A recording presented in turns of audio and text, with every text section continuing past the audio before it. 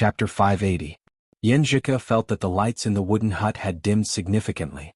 She pursed her lips and said, "You're not thinking of risking your life in the war-torn zones, are you? How is that possible? Going to the war-torn zones in my current state isn't a risk, it's a suicide mission." Lu Qing shook his head with a faint smile. Yenjika was confused and perplexed. She bit her pink lips with her pearly white teeth and said, "Then what do you want to tell me?" Lu Qing was silent for a few seconds before he said, "I want to ask your grandpa and grandma for a favor." "Huh?" Yenjika was confused. "What's so difficult about it? You can tell me whenever you want." Lu Qing gave a wry smile and said slowly in a low voice, "Cool, actually, after understanding the nature of the sequela, I knew there was a way to solve this problem." Yenjika's dark eyes widened. She blurted out, "What is it?" Lu Qing lowered his head and looked at his feet. He smiled and looked up again. "Do you remember how someone on Weibo guessed back then? He said that I was heavily injured because I failed to awaken my supernatural ability for the third time. Well, after I awakened my supernatural ability for the second time, my master said that the balance of the Jindan was in a very fragile state. Although he didn't know that it was the Jindan, if he wanted to squeeze it and use it to strengthen himself, he would have to face the violent impact of the complete disintegration. He would have to at least have the physique of a physical invulnerability expert, and he could only try it under the supervision of a mighty one. Now that the Jindan has spread throughout my body and merged with my origin, its connection with my force isn't weaker but stronger. However, it still maintains an independent and complete structure, so I can't sense it in my normal state and can't control it when I'm in the state of Jindan equilibrium. I think that if I squeeze my body to the limit like before, it will naturally give me feedback. After this feedback, its fragile balance will be broken and its structure will completely disintegrate. This means that I will have to bear the effects of all the sequelae for the next few decades or maybe even more. Without the Jindan there won't be any sequelae. Because it's a backlash of both ice and fire, your grandpa and grandma are more suitable than my master and the Dragon King. Their yin-yang twist should be more effective at that time." Lu Qing looked at Yenjika. Looking at her sparkling and beautiful eyes, he paused for a few seconds before continuing. "It's dangerous. I keep telling myself that the reason you practice martial arts is to protect your parents, protect your family and friends. It's not to compete with others, to gain recognition, or to satisfy your vanity. Unless you have no other choice, you can't take the initiative to take risks. You can't use your own safety as a bargaining chip. Therefore, I've been looking for a more reliable and safer approach. I've been waiting for the experiment of the mixture of cultivation and martial arts that might take more than 10 years to come out. Even if I lose my pride and show my weakness to everyone, I know that I should and must do so. But recently I've been having trouble sleeping. I often think of the days when we fought for the national competition together. I think of the tears and smiles that we shed. I think of the scenes when we performed to our heart's content in the arena. I think of the cheers you gave me. I think of the way we discussed the competition seriously." Yenjika's vision blurred and she bit her lips instinctively. She didn't say anything and just listened to him quietly. Lu Qing gave a wry smile and sighed. Other than liking you, loving you, and the dream of spending a lifetime with you, other than being the fairy's husband, father and mother's son, grandpa and grandma's grandson, and master's disciple, I think I'm still Lu Qing." Lu Qing, who loved martial arts novels and watching arena competitions since childhood, who had posters of the strong plastered all over his room, who worshipped the Dragon King, who got acquainted with you because of martial arts, who was indescribably excited for his first battle, who hated failure while enjoying victory, who always figured out his opponent's way of thinking, who wanted to go further, who wanted to see more powerful masters and more unique skills, and who dreamed of becoming a mighty one with physical invulnerability. After expressing his thoughts in an incomplete manner, he solemnly looked at his future partner. "I want to give it a try." Yenjika subconsciously turned her head to the side and then quickly turned back. Her eyes met Lu Qing's in a daze and didn't move away at all. Her voice was no longer clear and slightly hoarse as she said, "Qing, I remember the days when I was hesitating whether to study abroad or not. My feelings were probably the same as yours now. Qing, I like the love of hope. In the small details, we are willing to accommodate each other and change ourselves for each other. But in the big picture, it's two independent, brilliant and beautiful souls that become complete and better because of their love and union. It's not a case of one party compromising and becoming a puppet with no self but only love." She paused for a moment, pursed her lips and asked as usual, "Well, how dangerous is this?" Lu Qing's vision blurred and he forced a smile. "Actually, it's not that dangerous. With my current physical fitness, even if I'm not close to physical invulnerability, I'm not far from it. And with your grandfather and grandmother's suppression, transformation, and balance, there's not much danger to my life. Well, just in case, I'll ask my master and the Dragon King to watch over me. But after the mutation of the gene Dan, it has spread throughout my body and is no longer limited to my dantian. The backlash may hurt my head, paralyze me, and turn me into an idiot. I've thought about it for a long time and have a solution. The danger isn't that high. Currently, the biggest possibility is that the mutation of the genes is close to collapse under the disintegration and is changing in a bad direction. If that's the case, I won't have any supernatural ability, and I won't be able to change my path and become the most ordinary Dan stage martial artist. If that's the case, I'll completely give up and honestly open a martial arts club, open a simplified beauty class for cultivators, and stop having unrealistic fantasies and seriously earn money to support my family. Even if I succeed, I'll completely lose my gene Dan and become a martial artist with low potential in the eyes of others. Before Lu Qing could finish, Yanjika interrupted him with her eyes glistening with tears. She took a deep breath and stared deeply into his eyes. I'll wait for you, forever. How far is forever? Lu Qing didn't think about it. At this moment he only knew who said that men don't cry. 3 days later, after communicating with all parties, they boarded a flight back to China at night. The ticket price was much more expensive than booking in advance, but it was no longer important. What a pity that we didn't go anywhere else to see the seals. Yanjika looked out of the porthole, half disappointed and half sighing. Next time. Lu Qing reached out and held his little fairy's delicate hand, solemnly promising. Okay, next time. Yanjika nodded heavily. She opened her fingers and held Lu Qing's tightly. Passing through layers of clouds and across the sea, they arrived at Jiangnan. They arrived at the Ji family's old house and entered the place where Ji Jianzhang and Dou Ning practiced martial arts. The place was enclosed by alloy walls and a similar roof. Arrangements had been made in advance. Cold and hot flowed around in a regular and orderly manner. The elegant and handsome Ji Jianzhang and the graceful and graceful Dou Ning stood at the 2 points of the drawn Tai Chi, allowing their future grandson-in-law to stand on the dividing line. The handsome and dignified Dragon King, Qin Chitao and Geezer Shi, who had put down the wine, surrounded Lu Qing along the dividing line. Yanjika didn't enter willfully for fear of disturbing the mighty ones. She hid in the surveillance room and watched everything through the well-protected cameras on the roof. She put her palms together and pressed them against her lips. Are you ready? Ji Jianzhang looked at his future grandson-in-law. Lu Qing checked his state of mind and nodded solemnly. I'm ready. Are you sure you want to try this? Dou Ning interrupted and asked. I'm sure. Lu Qing exhaled, determined. Dragon King nodded in satisfaction and said in a deep voice, Then let's begin. Lu Qing lifted his head and looked at the camera. A smile appeared on his face. Then he visualized and activated Emperor Yen force. At the beginning of the collapse, the backlash would be based on the force used. If he used fire, it would be ice. If he used ice, it would be fire. When he passed the first round, it would erupt at the same time. Although the total damage of ice and fire was about the same, the cold was more of a continuous corrosive effect. It wasn't as terrifying as the instant explosion of fire. It was more advantageous for Lu Qing to suppress it when he was at his weakest and most vulnerable. Therefore he chose to use Emperor Yen to squeeze himself dry. He shook his shoulders and swung his arms. His fist was covered in flames and he punched forward heavily. Bam! He seemed to have returned to his young self when he first entered the arena. Bam! Another heavy punch and another burst of flames. Lu Qing seemed to see the him who persisted in his morning training. Bam! He punched the air. That was the him who listened to Ku's cheers and burned to his heart's content. Bam! Bam! Bam! The crimson light kept flashing. That was the him who relied on preparation, analysis, surprise, and improvisation to create miracles step by step. He made it to the top 8 of the Warrior Sage Challenge tournament. That was the him who did his best to defeat strong opponents and won the provincial championship trophy in ecstasy. That was the him who bore the pressure of Lin Kei's heavy injuries and finally lived up to his expectations. After an unknown period of time, Lu Qing started to pant. He endured the backlash of the burn and squeezed himself desperately. Bam! Bam! Bam! The surroundings became hot. That was the him who eliminated the hidden dangers and protected Ku. That was the him who improved his parents' living conditions because of martial arts to earn money. That was the him who became mature, steady, and confident through martial arts practice. That was the him who dreamed of the peak in the future. Phew!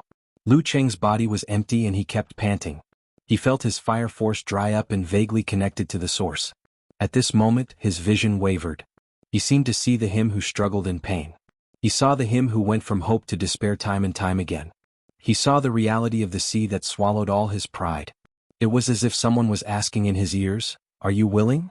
Are you willing to give up like this? Are you willing to guard the martial arts club and teach your disciples for the rest of your life? Are you willing to tell Ku and your children, 'If it weren't for me'? Are you willing to be looked at with pity all the time? Are you willing to let Ku and our parents feel sorry for you but don't dare to say it? Are you willing to live a normal life most of the time with a smile on your face, but at some point in time, you suddenly feel sorrow in your heart and pain in your bones? Are you willing?" "No." Lu Qing gave his answer with a roar. He punched forward with an unyielding fist. Bam! He clenched his fist and punched the air. Huge flames soared and lit up the entire training ground. The alloy walls shook and half of the cameras were destroyed. Something in Lu Cheng's body seemed to have broken. A terrifying and turbulent cold wave appeared clearly. His consciousness looked down at himself from above. Gritting his teeth, he endured the pain and contracted his body. "You dare to climb the mountain of swords and step on the fire. For love and for me." Chapter 581. Lu Cheng retracted his qi and blood at the right time. He immediately saw the outer layer of the Jindan explode and scatter in all directions. Inside, the wind and clouds were surging and the water was churning. It had already lost its balance and was about to disintegrate. With a boom, the cold wave immediately surged and spread, sweeping wildly. Pierced by the bone-piercing cold, Lu Cheng could no longer maintain his force concentration. He watched helplessly as his Dan force collapsed and his spirit returned to its original position. He watched helplessly as his blood vessels froze from his abdomen. The rusty liquid that carried the scent of rust froze in an instant. It was scarlet and cold. Inch by inch, it reached his intestines and heart. Thump, thump, thump. Lu Cheng's heart contracted and expanded violently, releasing warm blood and bursting with a stream of fire from every part of his body. It was trying its best to fight against the coldness of the 10,000 paths. Its loud sound was like the beating of a drum, reverberating around the training ground. Fortunately, it was in the torso. If it was in the head, it would leave behind irreversible damage. Lu Cheng's solution to the Jindan spreading throughout his body and the possible impact on his brain was to use the realm of encountering gods in the void to seize the opportunity and retract his qi and blood, shifting the main battlefield to his abdomen. After the eruption of the Dan qi, the deadly cold spread rapidly to every part of Lu Cheng's body as his blood flowed. It was about to cross his neck, turn his spine and enter his head. At this moment, Lu Cheng felt a weight on his shoulder. Heat flowed in and white frost flowed out, forming a balance between the internal and external. The blood in his head was only slightly cold. Ji Jianzhang and Dou Ning were at the two origin points of the yin-yang tai chi diagram, each holding a 3-foot-long sword. Stirring the magnetic field, they slowly rotated, alternating between light and dark, enveloping Lu Cheng, whose face was frighteningly pale. The coldness was extracted and the warmth was transmitted. Lu Cheng's body stabilized the situation. The flowing hot blood began to melt the frost and recover the lost ground. If the third supernatural ability awakening was only at this level, he felt that he could attempt it as long as he was at the inhuman stage before the Jindan spread. He had a high chance of success. Unfortunately, the nebula had mutated. Unfortunately, the main event was the subsequent disintegration. At this very moment, the crystalline and crimson red that had lost their independent structure did not spread out anymore. The jade star sometimes cut through the sky and sometimes it shone brightly. The great suns were like enraged ferocious beasts. After an extremely oppressive and heavy shake, they would erupt in an extremely terrifying manner. Lu Cheng could already imagine the sound of an explosion in his body. His internal organs were thrown out, his limbs, torso and eyes were scattered everywhere. He was completely smashed into pieces. This was equivalent to the desperate strike of a top-notch physical invulnerability expert. Furthermore, it was aimed at his internal organs. The disintegration of the Jindan was enough to make any inhuman die without a complete corpse. It was enough to directly blow up a building. At this moment, the Dragon King made his move. He extended his right palm and grabbed at Lu Cheng's abdomen. His 5 fingers were covered with extremely heavy dark purple flames. Silently, like a hot knife through butter, he stabbed into Lu Cheng's abdomen. Wherever the flames passed, the blood vessels were charred black and the wounds were sealed shut. Not a single drop of blood flowed out. That heaviness was like a candle flame that attracted a bunch of moths. The great suns rapidly drew closer, and the light and heat they emitted were all absorbed by Chen Qitao's palm. He retracted his hand. In the center of his palm, the blazing white light was exaggerated. The violent force was so substantial that it was on the verge of exploding and razing the surrounding area to the ground. The Dragon King's expression did not change. He suddenly clenched his fist. The dark purple light immediately brightened, and the blazing white light was extinguished in an instant. At the same time, he straightened his waist and pushed his feet inward. Suddenly, an explosion occurred deep underground, shaking the ground violently. The training ground made of alloy clanged and almost collapsed. The nearest observation station collected data of a small-scale earthquake. The great suns in Lu Cheng's body had quietly disintegrated, turning into pure fire force that charred his skin and clothes. The stars had completely lost their balance and were about to expand and spread out. Gizur coughed. He reached out his left hand and pressed it on Lu Cheng's shoulder. His body became illusory, as if there was an endless cold darkness hidden in his body. He tore open his disciple's muscles, pinched his blood vessels and suddenly pulled them out. With the help of Ji Jianzhang and Dou Ning's suppression and conversion, the sparkling fragments of the resplendent star naturally filled the empty space and surged into his arm with a howl. With a shake of his shoulder and a fling of his arm, Gizur threw the pervading cold wave behind him and coughed violently. The temperature dropped sharply. The alloy walls and replaceable floorboards were instantly covered with thick layers of ice. Lead clouds gathered in the room and heavy snow fell. It was not like Jiangnan but the North Pole. This strange scene did not disappear for a long time. With the help of several mighty ones with physical invulnerability, Lu Qing finally got through the most dangerous and problematic stage. It was so terrifying that it was much more exaggerated than what Gizur had expected. Of course, this was mainly because he didn't know it was a Jindan at that time. Lu Qing did not relax. Many uncontrollable hot currents and cold waves remained in the fragmented Jindan. They swept through his body, sometimes charring his blood vessels, sometimes freezing his body fluids, causing damage to his internal organs and other relatively fragile organs. The problem of internal bleeding occurred one after another. Enduring the unimaginable pain, Lu Qing couldn't control his body at all.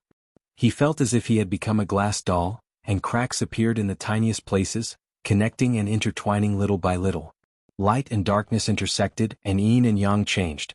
Ji Jianzhang and Dou Ning's foreheads were soaked with sweat as they operated their swordsmanship to help their grandson-in-law straighten out the ice and fire. They smoothed out the turbulent backfire and traction and released it slowly without causing a flood-like impact. These were already closely connected to Lu Cheng's body. They couldn't do more. Next, it all depended on whether Lu Cheng could hold on until the end. In the monitoring room, Yanjika seemed to have turned into a statue. Her hands pressed against her lips didn't move at all, but the bulging blue veins were completely different from before. The pain was so intense that Lu Cheng wanted to faint, but he persisted in examining his body. He bit his lips so hard that blood flowed out, sometimes turning into ice, sometimes evaporating. His fine parts were changing little by little as the ice and fire swept through. The mutation that would have taken days to complete was happening in a short period of time. The injuries to his internal organs were getting worse and worse. Lu Cheng felt as if he was about to lose control of his body. If this went on, it was very likely that his genes would collapse and he would be better off dead. Even if it wasn't that serious, there was a high probability that his supernatural abilities would be erased due to the mutation of his root pulp. No, I have to do something. Amid the piercing pain, Lu Cheng pulled his consciousness out little by little, allowing it to climb 3 feet above his head bit by bit. For 'cause I'll wait for you forever. For Dad and Mom not to be sad and in pain. For my pride and dreams. Lu Cheng screamed madly in his heart. His eyes were wide open and bloodshot. In the extreme pain that exceeded his limits, he finally felt as if his consciousness had left his body and was looking down at it. All-seeing God above his head. In the chaos of his body, Lu Cheng couldn't control the fine details. However, he gritted his teeth and circulated his qi and blood in a way that balanced the rotation. The cold contained the scorching heat, and the light illuminated the darkness. The ice and fire rotated and intertwined in a delicate balance, as though they were forming a universe that corresponded to the yin-yang taiji diagram in the outside world. Under Ji Jianzhang and Dou Ning's guidance, the initial difficulty and sluggishness gradually became smoother and smoother. The sweeping was much gentler and the changes were much slower. The burden on Lu Cheng's body lessened, and he finally made it through the terrifying stage of relying on himself. Without a source, the power of the backlash grew weaker and more tamed. Lu Cheng's pain had become numb due to the lack of support. This allowed him to gradually regain control of the fine details. He wriggled his flesh and stopped his internal injuries. When the ice and fire weakened to a certain extent, Lu Cheng suddenly visualized the forwarding formula to suppress the negative feelings and return his mind to a peaceful lake. Immediately after, he opened his throat and said hoarsely, "Confrontation, army, fighting, swordsman, wholeness, formation, alignment, forwarding, attainment." Ancient words appeared one by one, forming a three-dimensional seal script. In an instant, the remaining power of the Jin Dan was subdued.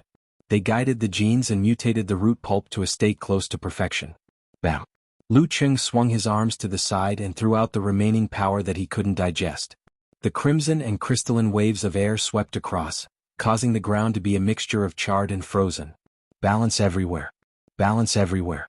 After doing all this, he stood in the same spot, as though he was examining or in a daze. Geezer sure secretly heaved a sigh of relief. He cleared his throat and asked, "Brat, how do you feel? How do you feel?" Lu Cheng woke up with a start from his dream, and realized his own weakness and the severity of his internal injuries. He bit the charred wound on his lip and slid a step forward. He shook his arm and threw a punch to the side. His legs gave way and he almost fell. However, he still threw a punch with determination. Bam! Lu Cheng bent his back and threw another punch with difficulty. He was very weak and had no strength. However, he didn't feel so good in a long time. The backlash of freezing and burning didn't appear again. Bam! Bam! Bam! Lu Cheng was like a martial artist struggling on the brink of death. His body was lower and lower, but his eyes were brighter and brighter. Yes, I don't have the Jin Dan. I don't have the greatest reliance in the past. Yes, due to the uniqueness of the Dan equilibrium, I couldn't use this opportunity to break through the bottleneck and become a physical invulnerability expert. However, I still have myself, a strong supernatural ability, a perfect body, and a solid martial arts foundation. However, I don't have any hidden dangers or problems. I can walk my own path steadily. Lu Cheng, who was bent over, suddenly raised his head. He shouted and threw a punch with his right fist. Bam! White frost and cold light rushed to the sky, mixed with the heavy burning white light. They fell slowly, illuminating Lu Cheng's face, which was full of joy. From today onwards, he would be free to do whatever he wanted and free to do whatever he wanted. In the monitoring room, Yenjika suddenly covered her face and sobbed softly. Tears of joy gushed out. Chapter 582. Wuxia Province, Moshang City, Yambing Mountain, ancestral grounds of the Ice God sect. A strong gust of wind blew through the layers of pine trees. Flowers bloomed brilliantly from time to time. Lu Cheng sat on a chair on the balcony. His eyes reflected the beautiful scenery, but they were unfocused. He seemed to be in a daze, leisurely. After a long while, he picked up his phone, unlocked the screen and quickly typed a few words. My internal training of root pulp is close to physical invulnerability. The realm of all-seeing God is also at this level. I'm just short of breaking through the barrier of connecting heaven and earth. Then I'll be able to make the leap. In terms of cultivation, connecting heaven and earth is obtained naturally after the condensation of the Jin Dan and the fusion of essence, chi, spirit, and will. It will gradually become stronger as the Jin Dan matures and grows. On the path of martial arts, it's about connecting one's will and raising one's spirit.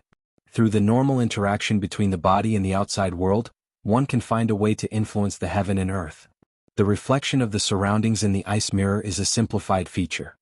If I want to break through, I have to work on these two aspects at the same time. I have to sort myself out, find common points, and walk the path of physical invulnerability that belongs to Dan equilibrium. After writing this paragraph, Lu Cheng flipped through the previous notes and fell into deep thought again. After breaking the Jin Dan and removing the hidden dangers, Shi Jiangwo insisted that Yan Zhika take him away so as not to be an eyesore. However, considering that his root pulp wasn't stable enough and his body hadn't recovered from his injuries, it wasn't convenient for him to travel long distances. Therefore, Shi Jiangwo reluctantly brought him back and left him in the ancestral grounds with a beautiful environment and few people to recuperate. Yan Zhika accompanied him for a few days until he regained some mobility. Only then did she fly to Connecticut and return to her increasingly busy studies. Lu Cheng planned to recuperate for another week before returning to Xioshan.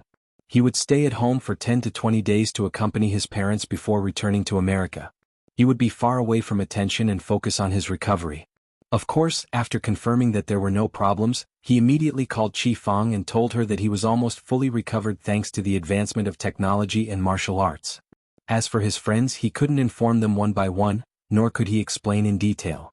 He simply posted on his WeChat moments and said that his recovery was better than expected. He received countless likes and blessings. Dragon King had allowed him to re-sign with the club. However, he wished to enter Longhu Club only after he had attained physical invulnerability. He wanted to prove that he was worthy of the contract. While recuperating, Lu Qing didn't slack off. Whenever he was free, he couldn't help but think about his future path, looking for a unique blend of cultivation and martial arts based on himself. For this reason, he changed his habit of not keeping a diary since he was young. Whenever he had new ideas and new understandings, he would pick up his phone, type them out in detail, and save them in many ways so that he could review and sort them out in the future. It was not until now that he finally understood why every sect had their predecessors' notes. He also understood why the martial arts masters of the past had the habit of recording their experiences, and opinions. Not only was it convenient for the younger generation to refer to and cultivate, it was also helpful for them to organize their thoughts, preserve their ideas, and record the untraceable past. Lu Qing often regretted it now. If he had kept a complete record of his experiences and feelings from the start of body forging to Dan Equilibrium, he would definitely be able to see something different now that he was rereading it. Perhaps he would have found the key and opened up a new path without George and the rest having to make breakthroughs. A good memory is not as good as a lousy pen. Now that I think about it, all I can remember is balance, rotation, the universe, the starry sky, and other general concepts. As his thoughts fluctuated, Lu Qing's heart skipped a beat. He turned his head and looked at the corridor that led to the balcony. He saw a girl in a white t-shirt, jeans, and light-colored running shoes walking over gracefully. Her eyes were misty and filled with love. It was Mo Jingting. "Young martial uncle, you seem to be having a good time."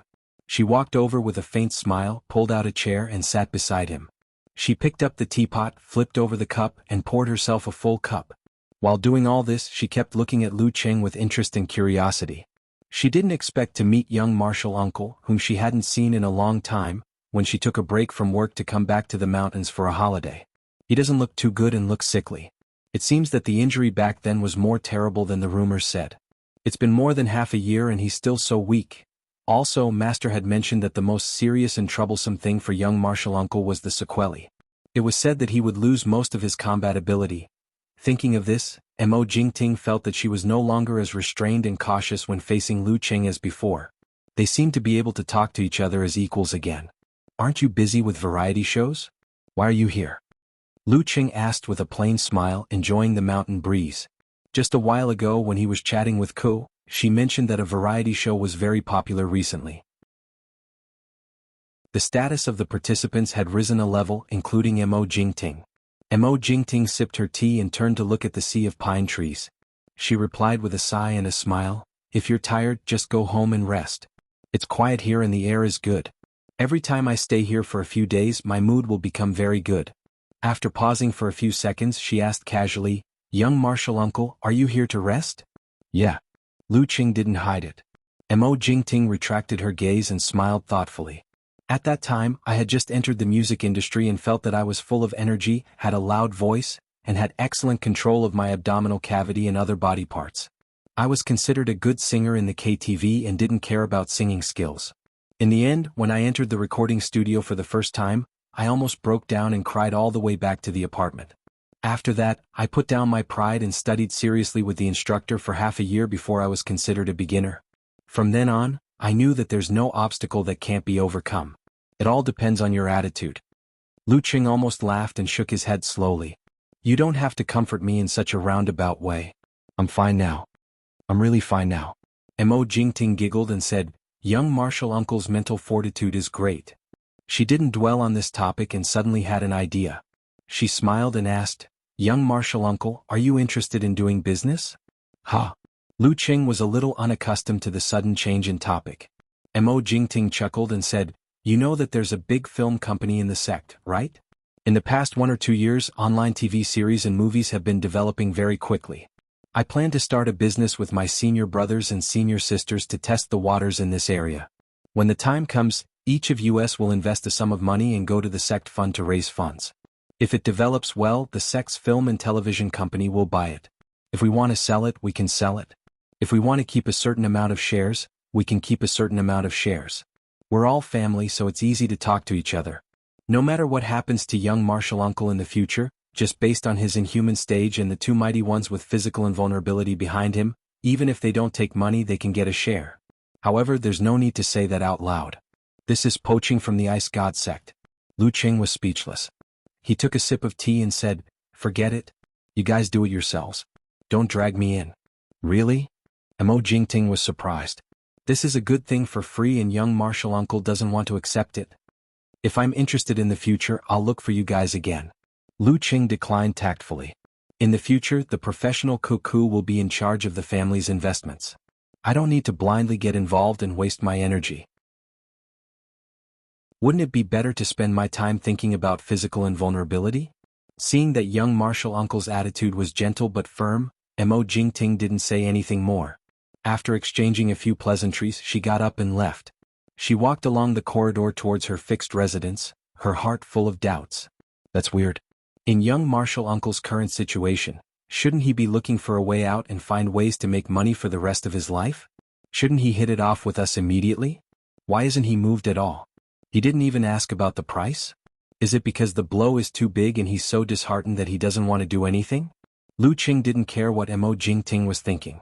Seeing that lunchtime was approaching and the servants were about to deliver the food, he stood up slowly and casually took a picture of the beautiful mountain scenery outside the balcony with his smartphone. He first sent it to his sleeping little fairy and then posted it separately on Weibo, WeChat Moments, and other places. He even added a poem. "In April, the fragrance of the mortal world ends, and the peach blossoms in the mountain temple begin to bloom." Not long after, while he was enjoying the delicious food, he suddenly received a call from Talker. "Qing, you're F***king in Moshang?" Little Ming asked in surprise. Lu Qing asked in confusion, "How did you know? Do you think I'm stupid? When you sent the picture, you turned on your GPS." Kai Zongming said in annoyance and amusement. "We're in Moshang too. Do you want to come and visit?" "We? This year's University Martial Arts Nationals competition is in Moshang?" Lu Qing suddenly realized. If things were going normally, he would definitely pay attention to the Songqing University Martial Arts Club's next journey. Who knew that such a thing would happen to him? His mood, energy, and other aspects were all affected. He only occasionally heard a few words from Little Ming. For example, Deng Yang broke through to the dance stage at the end of last year. He also understood the concept of withdrawing. Under the leadership of the two, Songqing University and Shannon worked together to eliminate the previous runner-up, Shan Bei, who had a gap in strength, and advanced into the nationals together.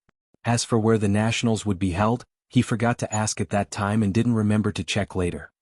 "Hey, it's been less than a year and you've completely forgotten about us? Hey, it's always the newcomers who laugh but the old ones who cry?" Kai Zongming pretended to be sad and said, "We're in Moshang Yellow Crane Hotel. Do you want to come? Just say the word." Lu Qing smiled and said, "Okay, I'll make an appointment with a driver. I'll let you know when I confirm. There's no one on this mountain. I can't even get a taxi. I can only find the general affairs of the sect." "Tieske, are you cultivating immortality on the mountain?" Kai Zongming scolded jokingly. The next afternoon, Lu Qing walked into the Yellow Crane Hotel with his hands in his pockets. He saw the talker, Kai Zongming, who was as elegant as ever. He was dressed casually and looked more mature than before. He was more attractive to girls than before. The only problem was that he still hadn't taken the step to the dance stage. "You've been emptied?" Little Ming blurted out in confusion. Didn't Qing say that his body was recovering better than expected? This is called better than expected? Then how bad was the estimation? Lu Qing sneered and said, "Talker, are you blind? Can't you see that there's no construction without destruction? Can't you see that this is the second time I've been injured? I didn't look this bad in the photos taken by the reporters earlier." "The second time you've been injured?" Kai Zongming asked blankly. "The price to pay for complete recovery." Lu Qing explained concisely. Kai Zongming suddenly understood and patted Lu Qing on the shoulder. "I knew you'd live for 1,000 years. It's not that easy to leave." Lu Qing almost staggered from the pat. He said unhappily, "Take care of the patient. Tieske, I have to enjoy this feeling before you recover. The feeling of sending a high-ranked dance stage expert flying with one slap. Little Ming gave him another slap. Of course, this time he didn't use any strength. While talking, he led Lu Qing into his room. Deng Yang, He Zi, Yan Shaoling and the rest were already waiting there. Lu Senior. Yan Shaoling was the first to speak. She stuttered and shouted, "How's your recovery? I heard from Senior that it's much better than expected." Lu Qing chuckled and answered, "Yes, I'll be able to return to the arena in 3 or 4 months. Yeah." Yan Shaoling waved her arms and spun around subconsciously. "I have to tell them and make them happy." She took out her phone and posted on the fan forum. "I saw Senior. I saw Lu Qing. He said that he'll be fully recovered in 3 or 4 months and can compete." The forum was boiling with excitement. The rest of the people began to talk about it excitedly. Many reporters would come over every day to take a look to see if there was any news material. After discovering the Eternal Nightfall post, they hurriedly checked the contract filing of the Martialist Association through internal channels. Then they came up with a piece of news. Lu Qing is about to make a comeback but has nothing to do with Longhu. Does this mean that his potential has been exhausted? P.S. There are only 100 votes left to reach the top 10. Don't waste them. Expired votes are invalid. Chapter 583. In Kai Zhongming's room, He Zi glanced at the excited Yan Shaoling and said with disdain, "Don't worry about her. She'll be fine in a while." Lu Qing chuckled and looked around at the crowd. "At first, I thought that it would be good enough if one of you could reach the dance stage. This would mean that our martial arts club is on the right track. Who would have thought that in less than a year after I left, Deng Yang and He Zi would successively comprehend, withdraw, and successfully advance?" He gave a thumbs up to show his appreciation. This made the cheerful Deng Yang shy. He scratched his head and said, "You flatter me. I'm not as good as you, senior brother Lu." He was always nervous in front of his idol. Lu Qing shook his head and laughed. He turned to Mu Jinyin, Wang Dali and the others and said, "Don't be affected by this. Although there is a probability of reaching the dance stage, this is only relative to the overall sample. A small number of people or a small group of people are not affected by this restriction. It's not that you have no hope just because Deng Yang and He Zi broke through. Look at Daxing Temple and Ice God Sect. Dare to dream. What if? Yes." After everyone responded seriously, Little Ming laughed and scolded, "Qing, why are you talking like an old leader who came back for an inspection? Are you going to say, 'This is the place where I fought and lived'? It has a good tradition.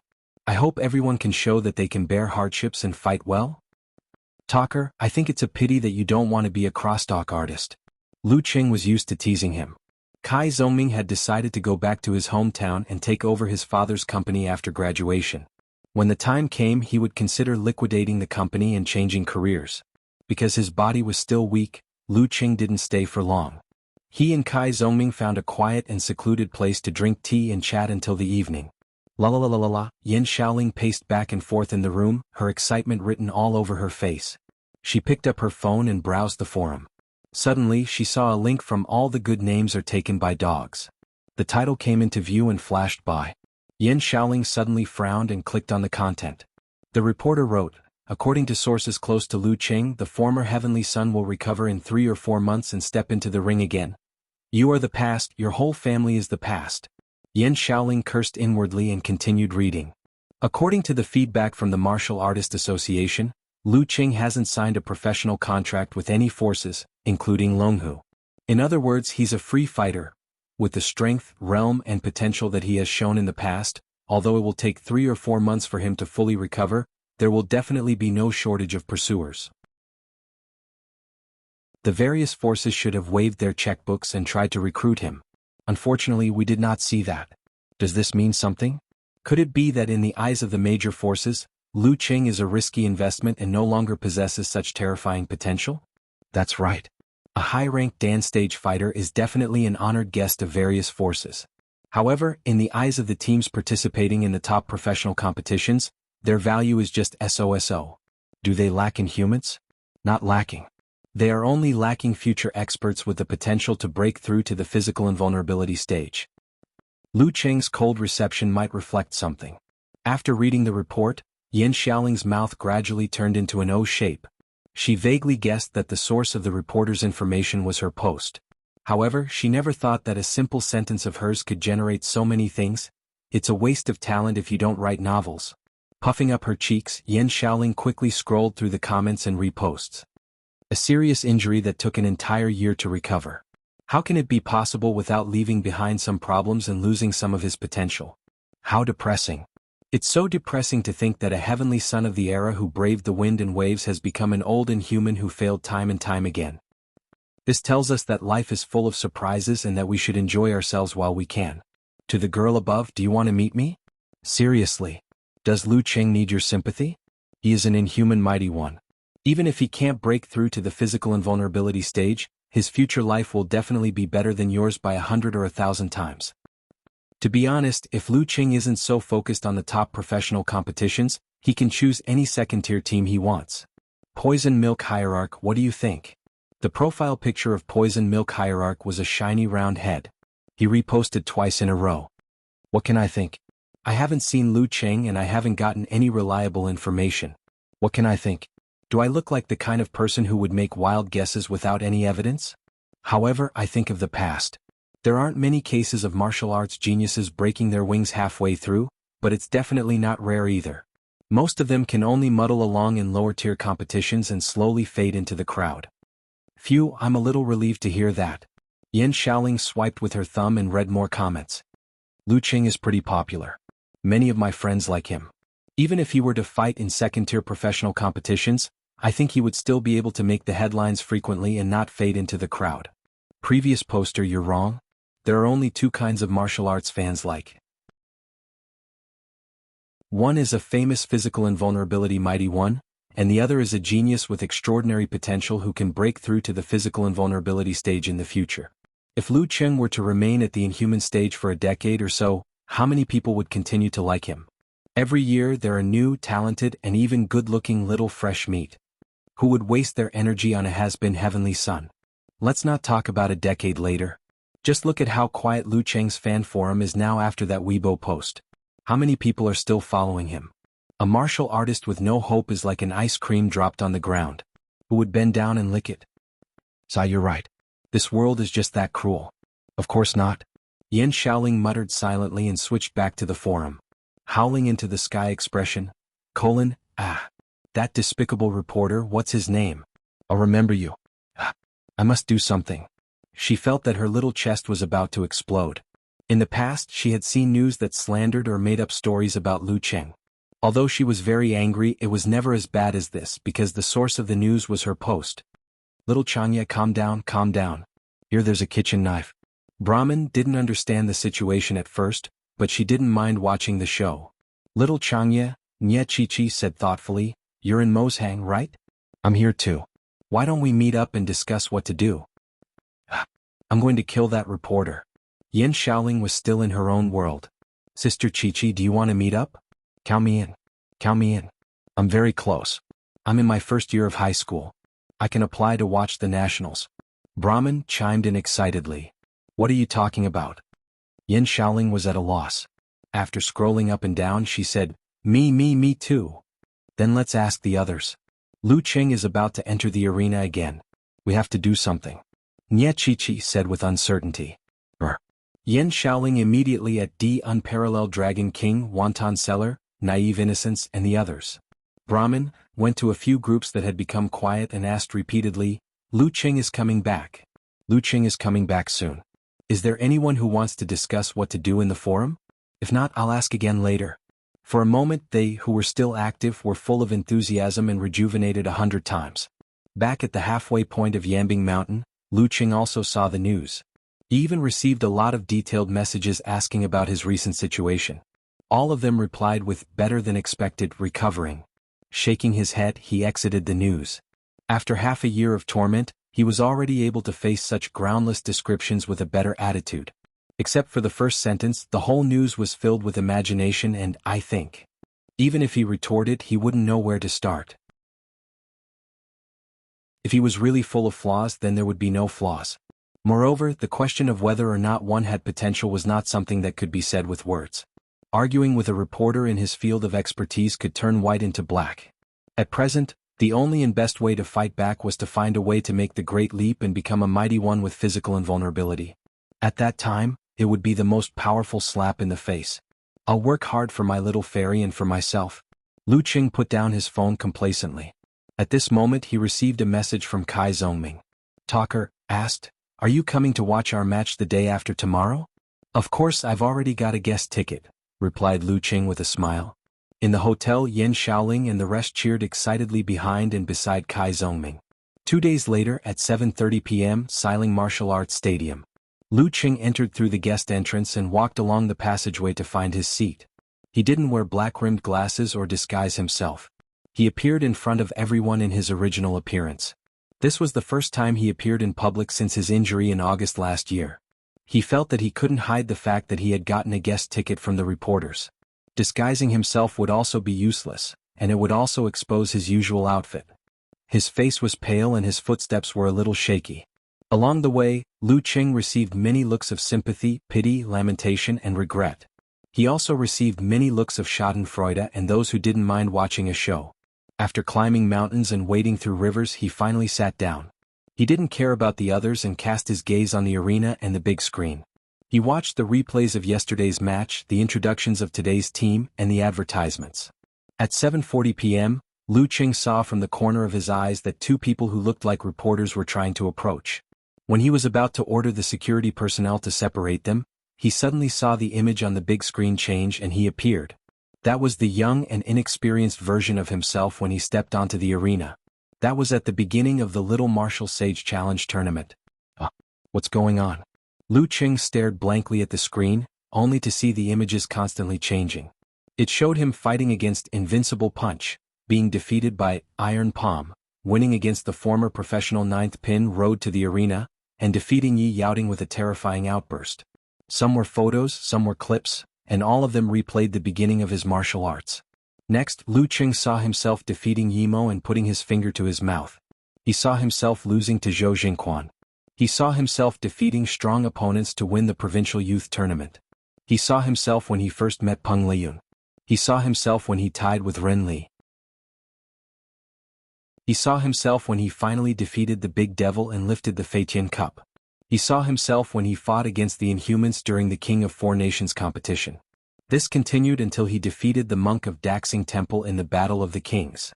From youth to vigor, from frivolity to maturity, all of his martial arts experiences were shown in Lu Qing's eyes. It also confused the reporters and the audience.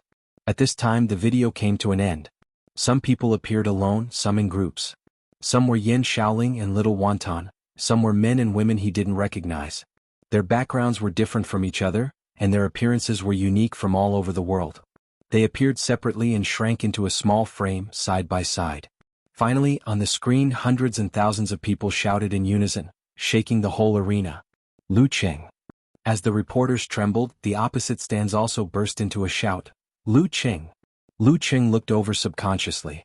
Then he saw Yan Shaoling, Brahmin with 2 ponytails and many familiar yet strange faces. A huge banner was held up by them on which the words were clearly written. "You are here, we are here." End of main part.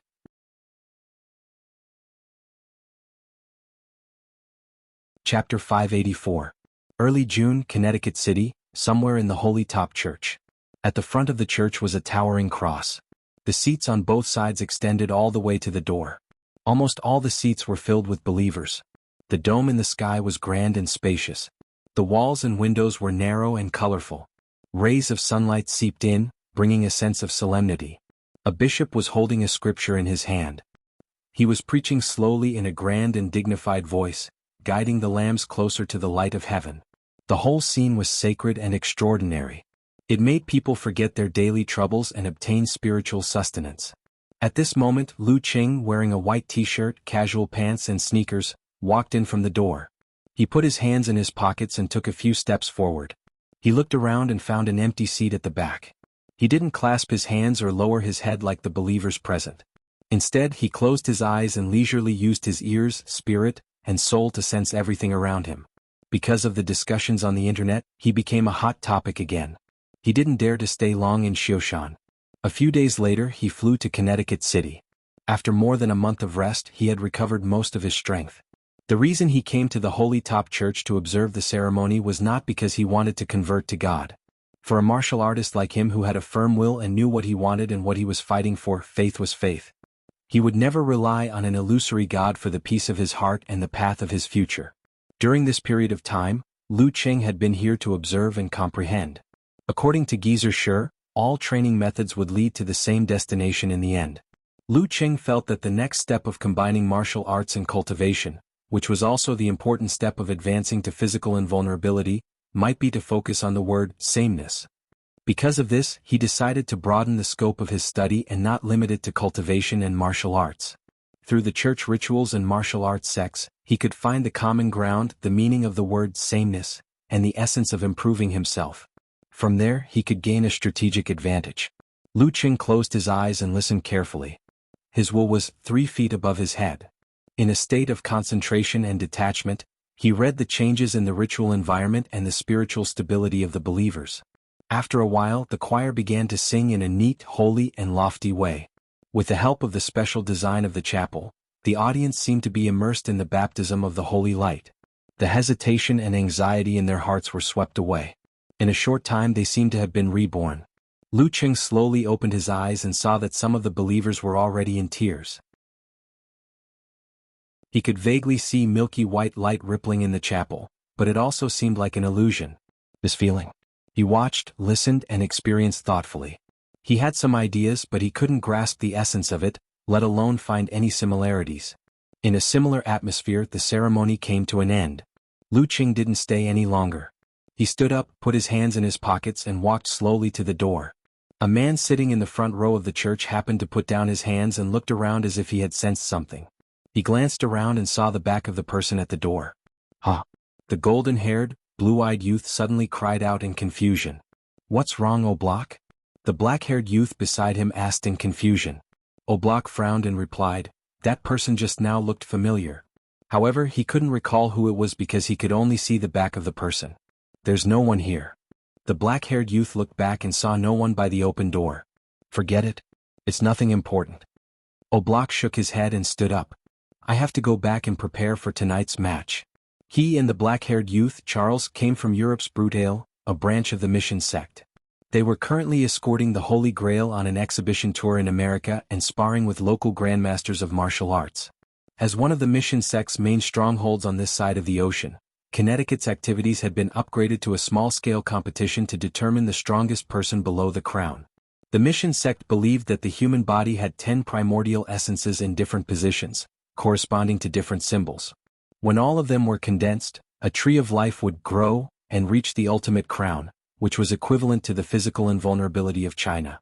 Although the crown was known as the ultimate in the context of the church, it was only the ultimate of mortals. When the 3 crowns were worn, one would be able to lift the curtain of shadows and see the god of concealment and become a true archangel. Oblak had made a name for himself at a young age and was brimming with talent. Due to the setback and provocation in China, he had given up on his arrogance and impetuousness. As a result, he had condensed all 10 primordial essences faster than expected. He was only half a step away from growing the tree of life and 1 step away from attaining the crown. In this competition, he had been victorious and was about to enter the finals. Late at night in a villa. In the center of the living room on the first floor, there was an altar with strange symbols drawn on it. On the surrounding chairs, sofas, dining tables, and even the carpet, there were naked men and women in the midst of intense intercourse. Some were one-on-one, some were one-on-many, and some were even one-on-many. Their expressions were intoxicated and full of joy, as if they had obtained the ultimate release. At the railing on the second floor, Lu Qing stood quietly with a paper cup in his hand. There was fruit juice in the cup. His desire rose as he watched.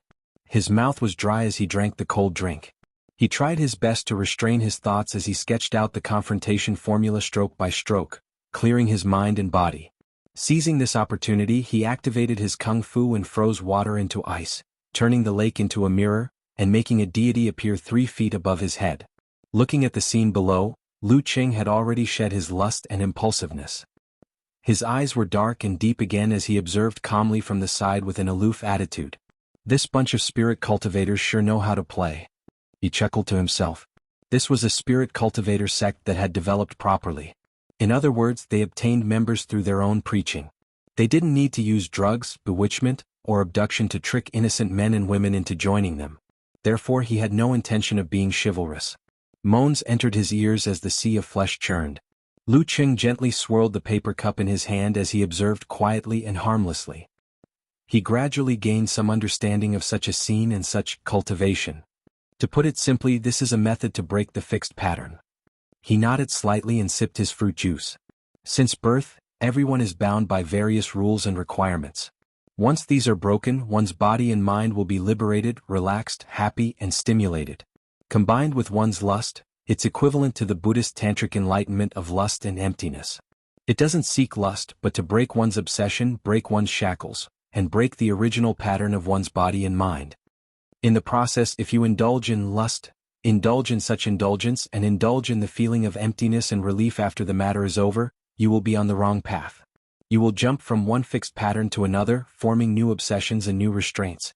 The spirit cultivator's method of seeking self-spirit is similar to that of Tantric Buddhism. Both are extreme and easy to fall into the devil's path. This is a ritual to enhance one's self-spirit.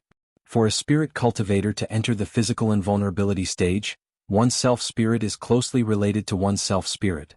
What is the similarity between it and the church, the sects that focus on combat, cultivation, and martial arts? Lu Qing, who had recently read many classics, pondered seriously. After a long time, he took the paper cup and silently disappeared from the second floor. When the ritual was over, the host spirit cultivator returned to the second floor. He planned to seize the opportunity to see his self-spirit and raise it while his body and mind were in a relaxed and liberated state.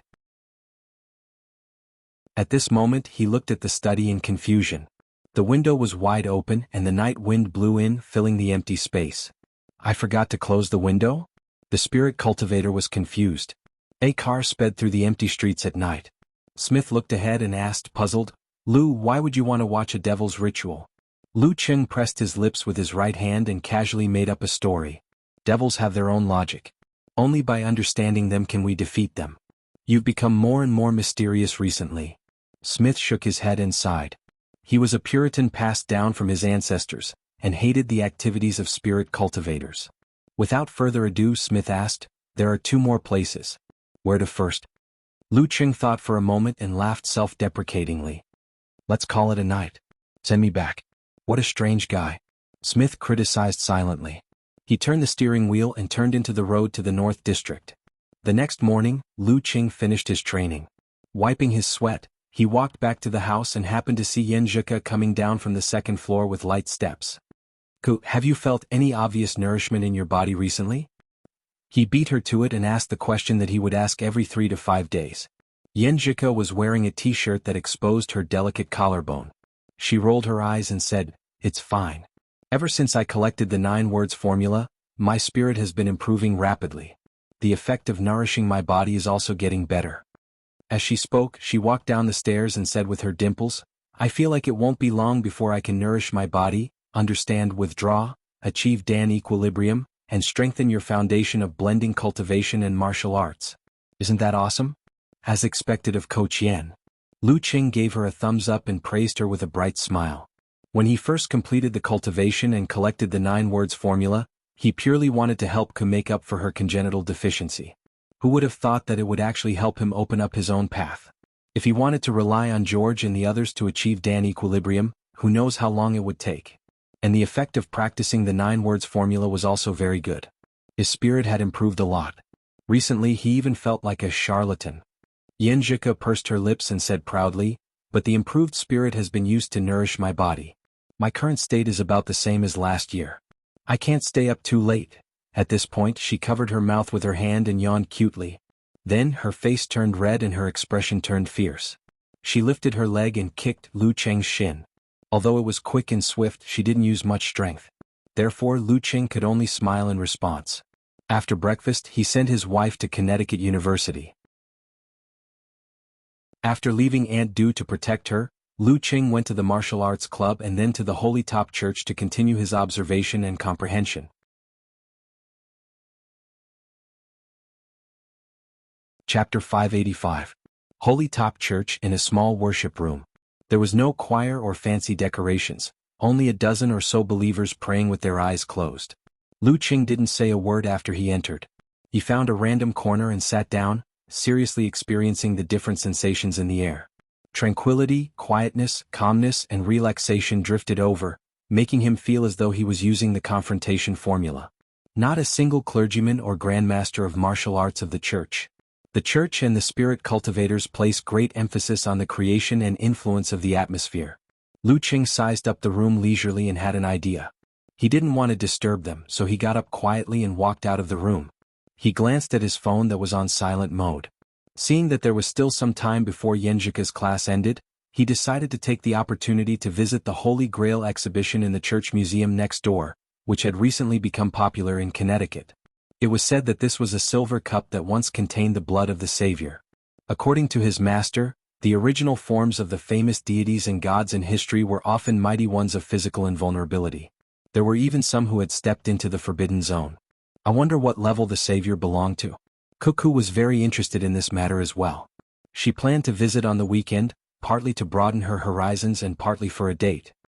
I'll just take it as an opportunity to get a feel for it. Lu Qing put his hands in his trouser pockets and walked casually to the entrance of the church museum. As soon as he entered, he was stopped by a pretty blonde lady with a clean temperament. She smiled gently and said, "Hello, my name is Tracy." "Hello, my name is Trish. I'm a volunteer guide here. What can I do for you?"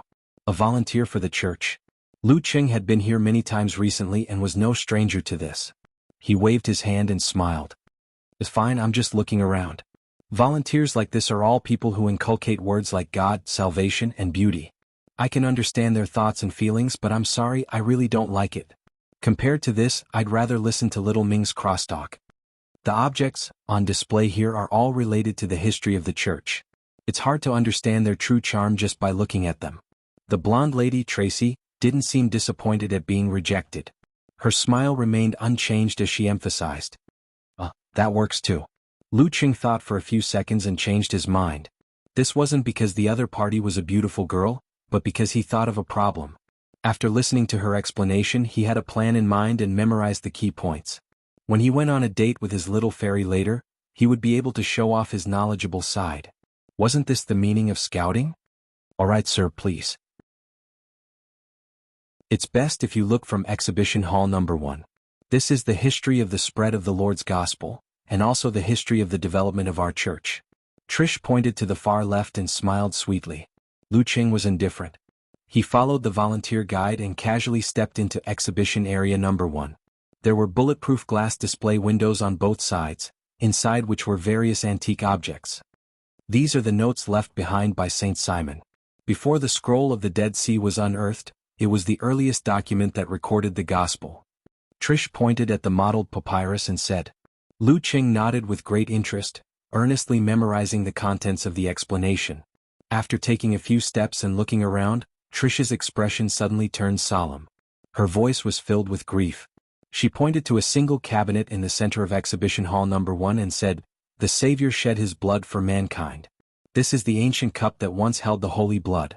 Lu Qing followed her gaze and saw a few security personnel, with restrained auras and shocking vitality standing at the four corners of the cabinet.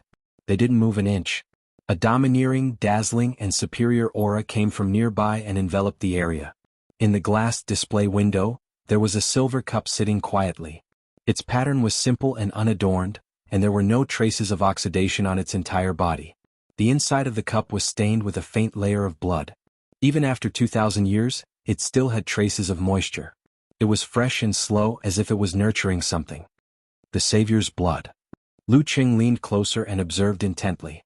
He felt that the atmosphere around him had somehow turned sad and gloomy.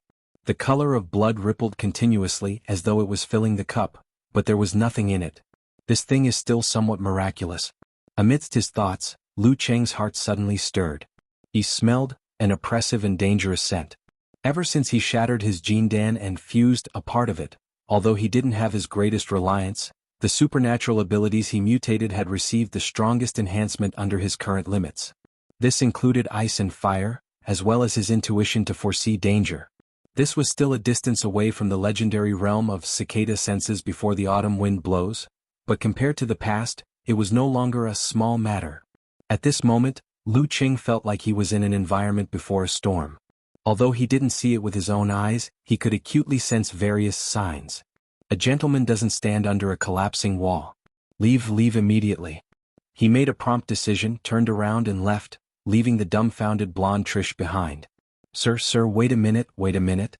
Did I make a mistake in my explanation? Trish chased after him and asked in puzzlement. I just remembered that I have something urgent to do, Lu Cheng replied perfunctorily. After pausing for a moment, he continued, I have a few friends coming over soon. Can you help explain? Can I trouble you to wait in the lounge and not do anything else for the time being? Trish nodded happily. Sure, no problem. Lu Cheng didn't linger. With his hands by his side, he strode back to the door, brushing past the blonde, blue-eyed youth who had come to take over his shift. Oblak glanced at him and entered the exhibition hall without much thought. His mind was filled with the finals that night. After a few steps, he suddenly paused and whipped his head around to look at the Chinese man he had just met. Lu Cheng? Lu Cheng. The Chinese heavenly son of China who made him taste the most bitter defeat of his life? Wasn't he heavily injured and half-retired from the professional scene? Why is he here? The one I met at the chapel yesterday and found familiar is him too. In the midst of his thoughts, Oblak forgot his duty and instinctively turned around to chase after the figure that was about to disappear from his sight. His footsteps were accompanied by the faint sound of metal clashing against metal. After returning to Brudale from Gaofen, he had been paying attention to Chinese martial arts news.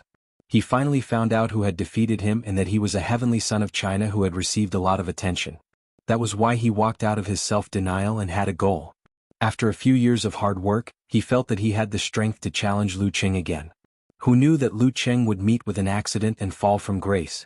Now that he had met him in Connecticut, he couldn't miss this opportunity. Thump, thump, thump.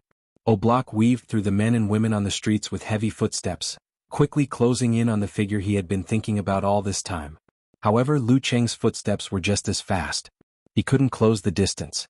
Anxious, Oblak's arms, legs, chest, abdomen and other parts of his body lit up with dazzling stars. They connected together and seemed to be forming a tree-like object. With a burst of dazzling light, he became the true son of Sunday. A terrifying aura enveloped Lu Cheng from a distance. It was both a greeting and a hindrance. But at that moment he felt the area around the aura become empty. It was like the darkness of the universe that could never be filled. In just an instant, the surging holy light disappeared without a trace. This. Oblak paused in surprise, his eyes filled with astonishment. In that short pause, Lu Cheng had turned into another street and disappeared from his sight. Oblak was about to give chase when he suddenly heard a loud explosion. He felt the ground beneath his feet tremble powerlessly. He turned back and saw the glass windows of the church museum and the cathedral of holy light shatter.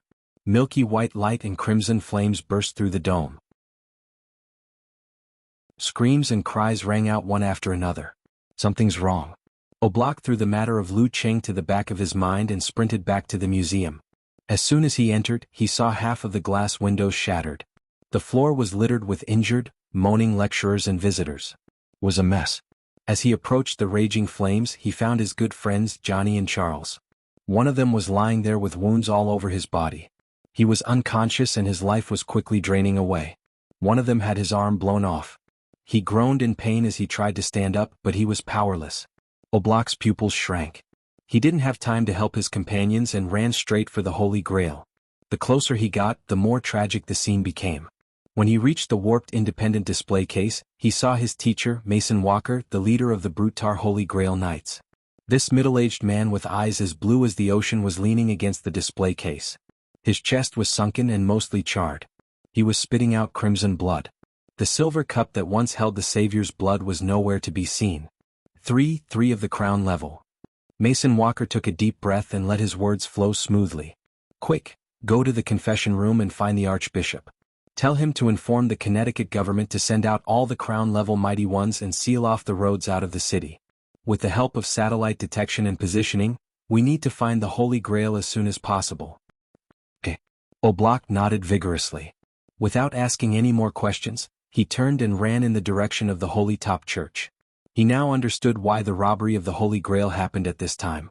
Usually, the two crown-level mighty ones from the Brutar delegation would take turns guarding the Holy Grail. Together with the Archbishop Kontsev in the church next door, they could hold off the attackers until help arrived. But every day at this time was the Archbishop's fixed confession time. He would cut off his senses and listen wholeheartedly to the teachings of God. When he passed by the museum's lounge, he saw a blonde girl sitting there in a daze from the corner of his eye. She seemed to be in great shock. Lu Qing didn't care what happened. He ran straight back to the campus of Connecticut University and to Yenjika's classroom. Seeing that everything was fine, he heaved a sigh of relief. He took out his phone and browsed the news. Breaking news came in one after another. Museum attacked, Holy Grail stolen. 3 terror-level supercriminals. So that's what happened. Lu Qing finished browsing and refreshed the page again. He saw the latest breaking news. The deliverman suspected to be among the attackers. *CK. Lu Qing was stunned at first and then blurted out. P.S. The religions involved in this article are fictional and have nothing to do with reality. I just saw a student talking about the Kabbalah tree and the hidden God in the book review section. In the end, I was swallowed by Qidian while I was taking an afternoon nap. Scary, scary. Let's not talk about such issues.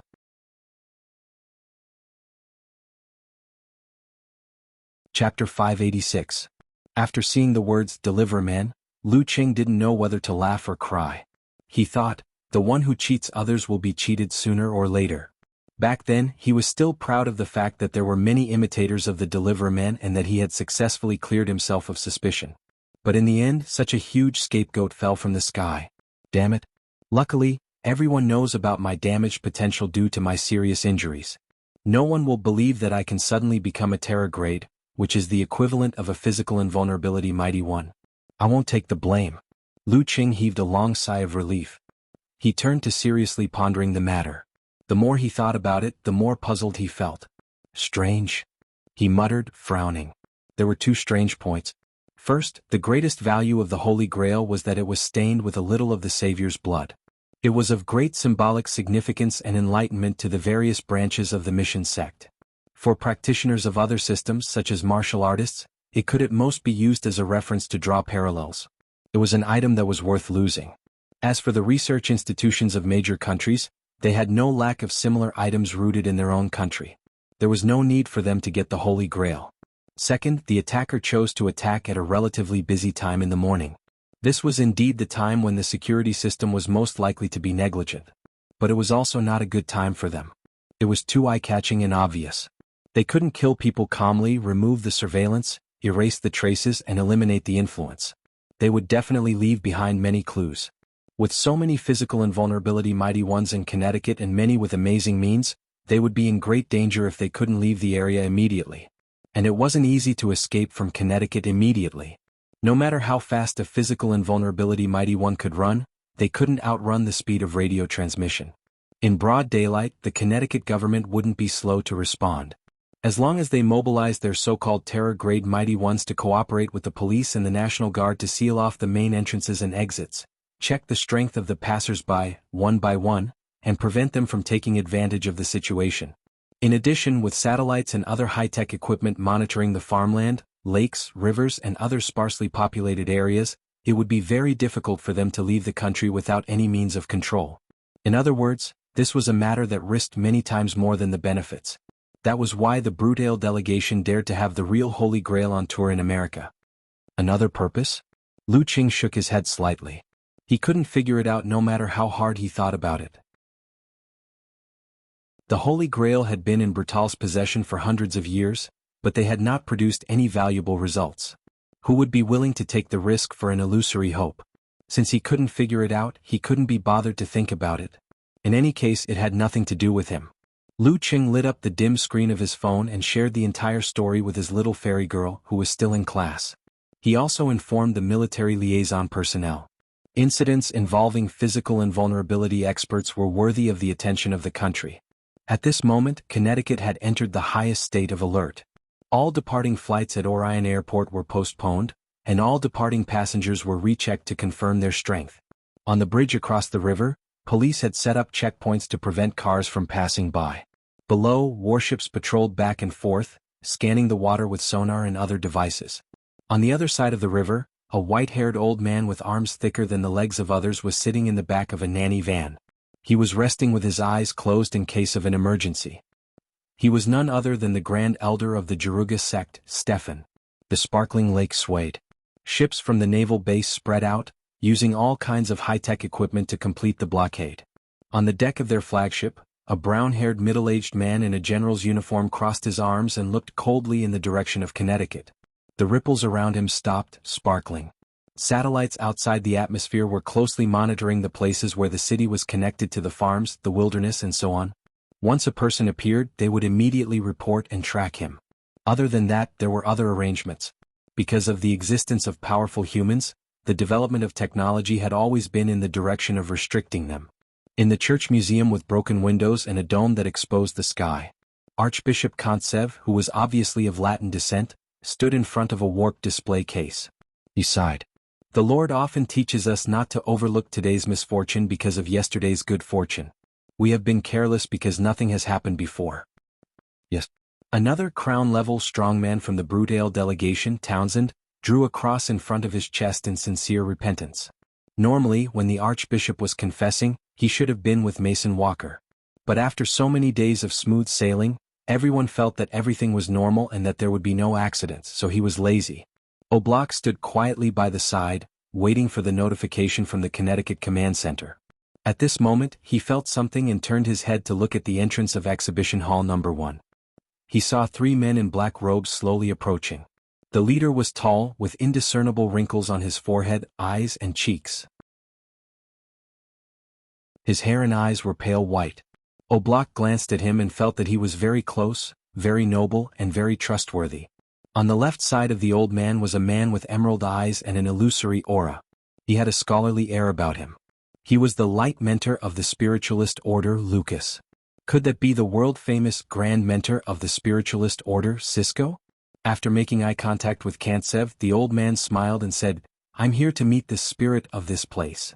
There was no ripple in Kantsev's eyes. He humbly drew a cross and said, "May the Lord bless you."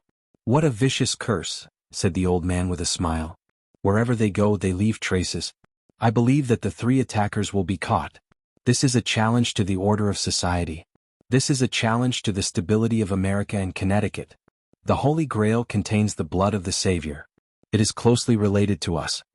Kantsev looked deeply into his eyes and said calmly, "It can be fooled for a while, but it won't be fooled forever.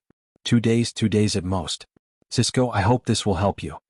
The grand mentor of the spiritualist order, Cisco nodded slightly and said no more. He focused on channeling to track down the culprits. In the bedroom on the 2nd floor, Yenjika, who was studying for her final exams, looked up and discussed the Holy Grail incident with Lu Cheng, who was leisurely playing with his phone. At the end of the conversation, she gently thumped the table and sighed. "What a pity. I haven't even seen what the Holy Grail looks like." Due to their beliefs, the Holy Grail couldn't be photographed during the exhibition. They couldn't view it online unless they went to see it live. "It looks very ordinary." Lu Cheng excitedly took a pen and paper and drew for Yenjika. After a few strokes, he handed it to her as if he was presenting a treasure. "That's it." Yenjika glanced at it and immediately pursed her pink lips to prevent herself from laughing out loud. After holding it in for a dozen seconds, she nodded solemnly. "Cheng, your drawing skills? Your calligraphy is better than your drawing. My calligraphy is bad enough." Lu Cheng shook his head in amusement. "I don't accept such compliments." Just as he finished speaking, he suddenly felt a throbbing sensation. He stood up with a thoughtful expression. "What's wrong?" Yenjika blinked her clear eyes. "We have guests," replied Lu Cheng with a smile as he slowly walked to the door. After a few steps, he turned back and said to the girl, "Let's go down together. It's safer to be close to each other in case any accidents happen." Yenjika nodded obediently and reached out to hold Lu Cheng's left hand. When the couple reached the 1st floor, the girl and Aunt Du sat on the sofa in the living room while Lu Cheng walked to the door and pulled it open. The door creaked open. Oblak, who was about to press the doorbell, froze. "Excuse me, is there anything I can help you with?" Lu Cheng already knew what was going on. Beside Oblak, the white-haired, blue-eyed grand teacher looked over with a smile and spoke warmly. "Just a routine investigation." In that instant, Lu Cheng felt an incomparable closeness and respect for the grand teacher. He wanted nothing more than to prostrate himself on the ground and confess his thoughts and repent of his past mistakes. With a change of thought, he outlined the confrontation formula and calmed his body and mind, dispelling the emotions that weren't considered negative. "If only I knew," replied Lu Cheng with a smile. His gaze was calm and his expression was leisurely. To the grand teacher he was like an ordinary auntie in the neighborhood committee, completely unaffected. Oblak was taken aback. Cisco asked calmly, "You've been going to the Holy Top Church a lot recently." "What?" "To find ways to calm my mind," answered Lu Qing truthfully. Lu Qing answered half truthfully and half jokingly. He then casually explained, "You should know that I've suffered a lot of serious setbacks this year." He was indeed looking for ways to break through to the physical invulnerability stage. Once he reached the physical invulnerability stage, his mind would undoubtedly find peace. Yeah, that's right. Lu Qing wasn't disappointed or pessimistic. When he talked about the terrifying setbacks that had almost forced him out of the professional circle, he spoke as if he was an observer. Not only was Oblak surprised, but even the grand teacher's eyes flickered. "In this aspect, us spirit practitioners might be more useful than churches," said Cisco casually. "So, why did you go to the museum to see the Holy Grail today?" Cisco asked casually before asking, "Why did you go to the museum to see the Holy Grail?" "Out of curiosity. For reference. I was supposed to go with my girlfriend on the weekend, but I happened to be free in the morning, so I decided to take a look in advance to prepare for our date," said Lu Qing frankly. The grand teacher paused for a few seconds. His eyes flashed and he said in a low voice, "You left suddenly before the attack. Did you know something beforehand?" Lu Qing smiled with a heart as cold as ice. "According to my data, I have 3 superpowers. One of them is the ability to foresee danger. Because I didn't know what kind of danger it was, I could only leave first and warn you later. This may seem selfish, but I don't think it's a crime, right?" Cisco nodded slowly and asked for confirmation. "In other words, before the crown-level Mason Walker discovered the danger, you already predicted it?" Oblak subconsciously held his breath as soon as the words left his mouth. Lu Qing nodded calmly. "You could say that. P.S. Hey, I'll update in advance for you guys today. Looking for monthly votes."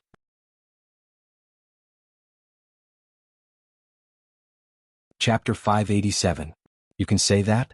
As the disciple of the crown-level Mighty One, Mason Walker, Oblak felt humiliated by Lu Cheng's reply.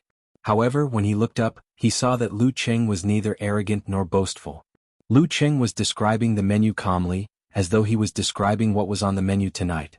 This wasn't boasting or bragging. It was the truth. Oblak took a deep breath and told himself that blacksmiths were good at forging, tailors were good at making clothes, and everyone had their own unique strengths. A king wasn't better than a commoner in every aspect. After quietly listening to Lu Cheng's reply, Grand Teacher Cisco smiled. "I understand." After that, he nodded and left the door at an unhurried pace.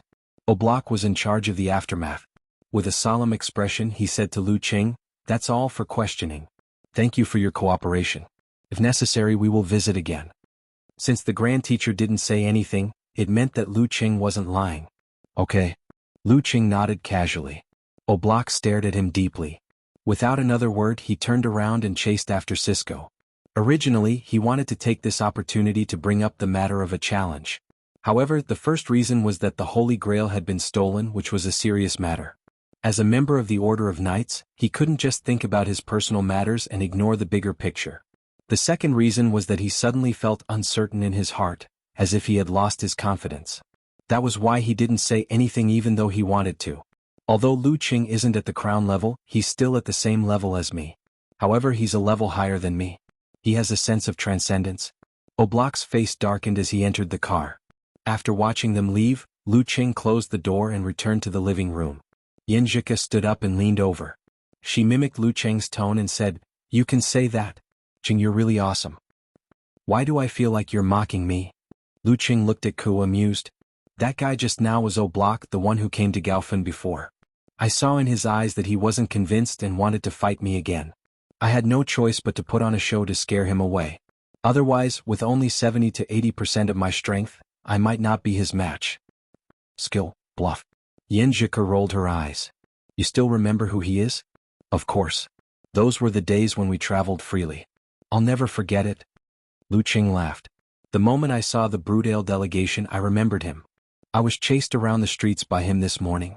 Yanjika pursed her lips and turned her head. She smiled and said, "I remember him too."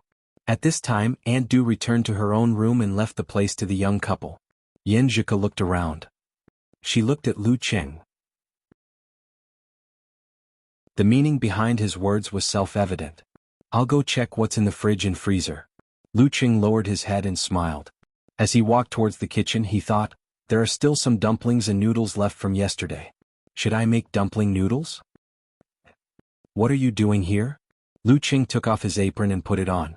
You're making supper for your wife. I'm going to make supper for my darling. Yan Zhika chuckled. You're such a glutton. You want to steal my food every time. Well, I think my egg fried rice is as good as yours. How about a bowl of egg fried rice? Big bowl. Lu Qing answered with a big smile in his eyes. Just like that, the couple kept each other busy. They exchanged a few words from time to time. Qing, are you going back to Songqing soon? Yan Zhika asked as she cracked the eggs. Yes, I have to go back and get the certificate. I even skipped the oral examination, so I can't skip this. Besides, there's another thing that needs to be settled, you know. Lu Qing looked at the pot of boiling water and added fuel to the fire. Then I'll go and meet Dirty Tong and the others. Yan Zhika said happily. She paused for a few seconds and bit her lower lip. Then she said with melancholy, I'm going to start learning from my tutor next semester. I'll be busy. You're going to enter the professional circle again. You'll be busy too. Why don't we go on a trip this summer? We can ask for the Love Lock, the pyramids and the grassland. What do you think? Although Lu Qing was a little confused by his wife's sudden change of topic, he quickly recovered. He poured the dumplings into the pot and said, Okay, we'll come up with a strategy later. Okay, let's go to Songqing first and then back to Xioshan. We'll stay at home until August so that my dad won't be angry. Yan Zhika thought about the plan while frying the eggs. In the end she said, Qing, I've recently found an animal that I like. What animal? Bro Flat Top. What's that? Honey badger, white hair and silver cape. Its motto is if you're not in a fight, you're on your way to a fight. Oh, and don't tell me who the enemy is. Tell me how many there are. Tell me the time and place. Sounds interesting. Yeah, and, hey Ku, it's time for your egg fried rice. I can faintly smell something burning. Ouch. After a while, a voice sounded in the restaurant again. Qing, who are you talking to on WeChat? Smith and me. Spider, what did he say? He asked me why my alert level suddenly changed back to dangerous. He said he's going to monitor me 24/7 again. You kept laughing just now. What did you say? I said because I bragged in front of the great teacher. What did he say? He said F***K. Haha, who on earth did he learn Chinese from? In the collection room of a luxurious villa, a deep voice was speaking in an excited and intoxicated tone. There are billions of people in the world, and I'm the only one who has evolved such an ability. By absorbing the blood of others, I obtain the corresponding ability. It's the ability of God. This was a thin man wearing a black tuxedo and a dark red cape. His facial features were deep and his eyes were red. In his hand was an ancient silver cup that seemed to be filled with blood, but it was also empty. Yes, it's so special that they never thought that the people you killed had their eyes cut out from their foreheads. It wasn't a cult ritual but just a disguise. Your real goal is their blood. It's their special trait. Isn't that right, Nightmare? Opposite the man in the dark red cape was a brown-eyed man drinking champagne. He was in his 30s or 40s and dressed meticulously. The handkerchief in front of his chest pocket was folded into a flower. Yes, thank you for your help, God Slayer. The man in the dark red cape laughed out loud. When I extract the blood of the Savior, absorb it and digest it, I'll truly enter the Terra grade. In the future, I'll replace that old guy from the Samano royal family and become the emperor of the Sanguine race. Having said that, he looked to the other side. There stood a man with dark skin and a beard who had features that were very characteristic of the Dead Sea. The man in the dark red cape pressed his right hand to his chest and bowed elegantly. Thank you. Thank you for letting me show the strength of the Terra grade at the last minute, confusing many people.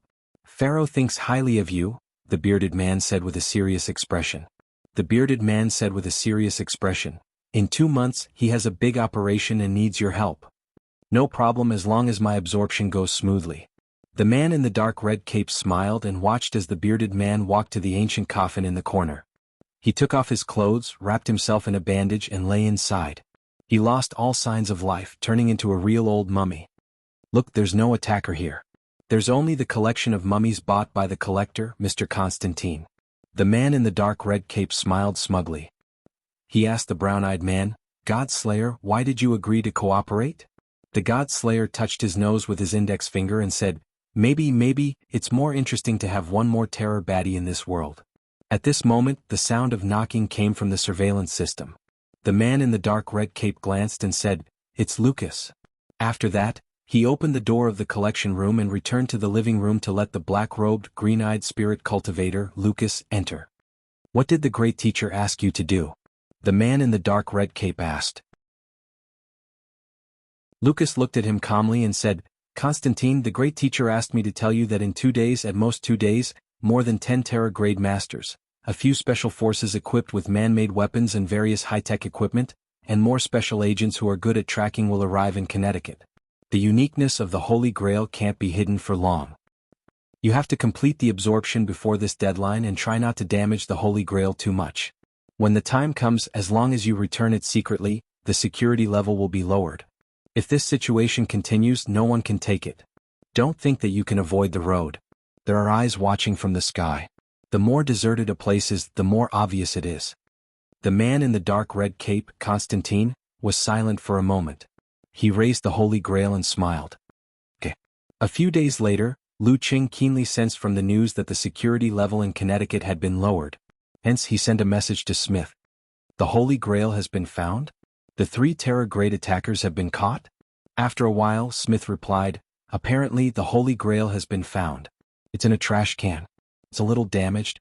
We've only confirmed the identity of the assailant, but we haven't found out who it is. Among the assailants are the God Slayer and the Nightmare. In short, this matter has come to an end." "Come to an end? Come to an end just like that?" Lu Qing was surprised. Such a serious matter had come to an end just like that?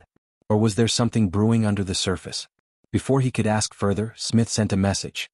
"Lu, I want to ask you something." "Go ahead," Lu Qing answered generously. Smith was puzzled.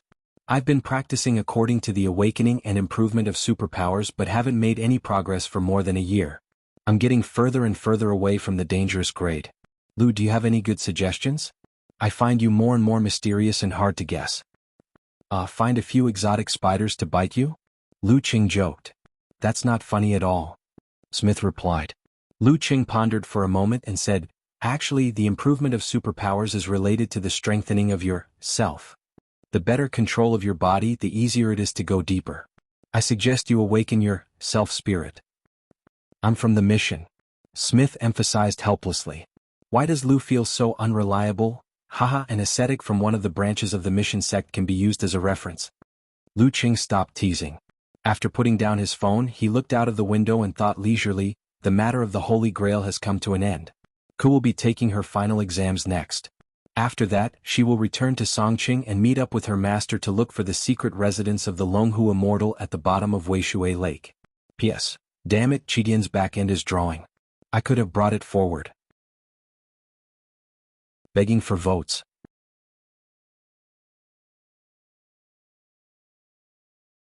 Chapter 588. At the end of June, the new campus of Songqing University. "It feels like I haven't been here for a long time."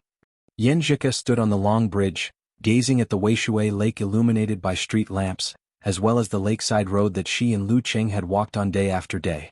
She felt that every scene in every corner reminded her of a different scene. The past pierced through the gap of 2 years and reappeared vividly in her mind. Lu Qing also sighed and echoed, "I haven't walked on this road for almost a year." But from time to time she would recall the initial throbbing and the purest beauty. She would think about how hard it was to come by and tell herself not to get used to it, but to cherish and protect it. "Let's go, big sister invites you to take a walk again." Yenjika's eyes lit up, smiling as she extended her slender right hand. Lu Qing grabbed it and looked ahead. He coughed twice and chuckled. "I remember that every time you took the initiative to invite me to take a walk by the lake, you were hinting and tacitly allowing me to be intimate. What about today?" Yenjika's eyes widened and her mouth was half open. Her pretty face couldn't help but blush. "No way. It's all because you're such a hooligan. I'm not going to take a walk with you," she added bitterly as she tried to pull her hand back. However, Lu Qing's grip was so tight that she couldn't break free no matter how hard she tried. She had no choice but to grit her teeth and follow him from the other end of the bridge to the lakeside. She followed the memories of the past, crossed familiar scenes, and wandered the intertwining journey between reality and illusion. Holding hands, first kissing, the girl taking out the tissue and the boy cleaning the wooden bench, the casual gossip, the inexperience of sneaking a few kisses every night after taking a stroll. Suddenly, Yan Zhika and Lu Cheng seemed to have walked into the gap between the past and the present. Luckily we're still together. Otherwise it would definitely be very, very regretful. Yan Zhika suddenly said and sighed with emotion. That kind of regret would be a wound that wouldn't heal for the rest of their lives.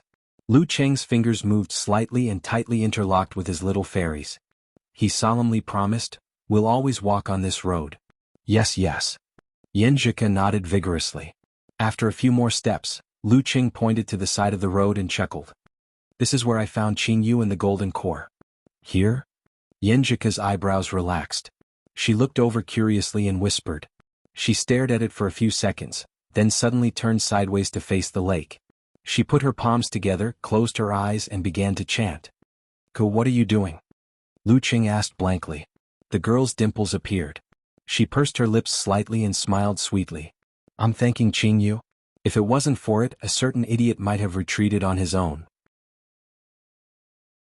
This is the cause of everything. It probably won't like you saying that. A bad life is better than a good death." Lu Cheng laughed and shook his head. Then he cleared his throat and said, "The real reason was that I saw you standing outside the martial arts club in your Han Chinese costume and finally plucked up the courage to strike up a conversation with you. Otherwise I wouldn't have come running by the lake."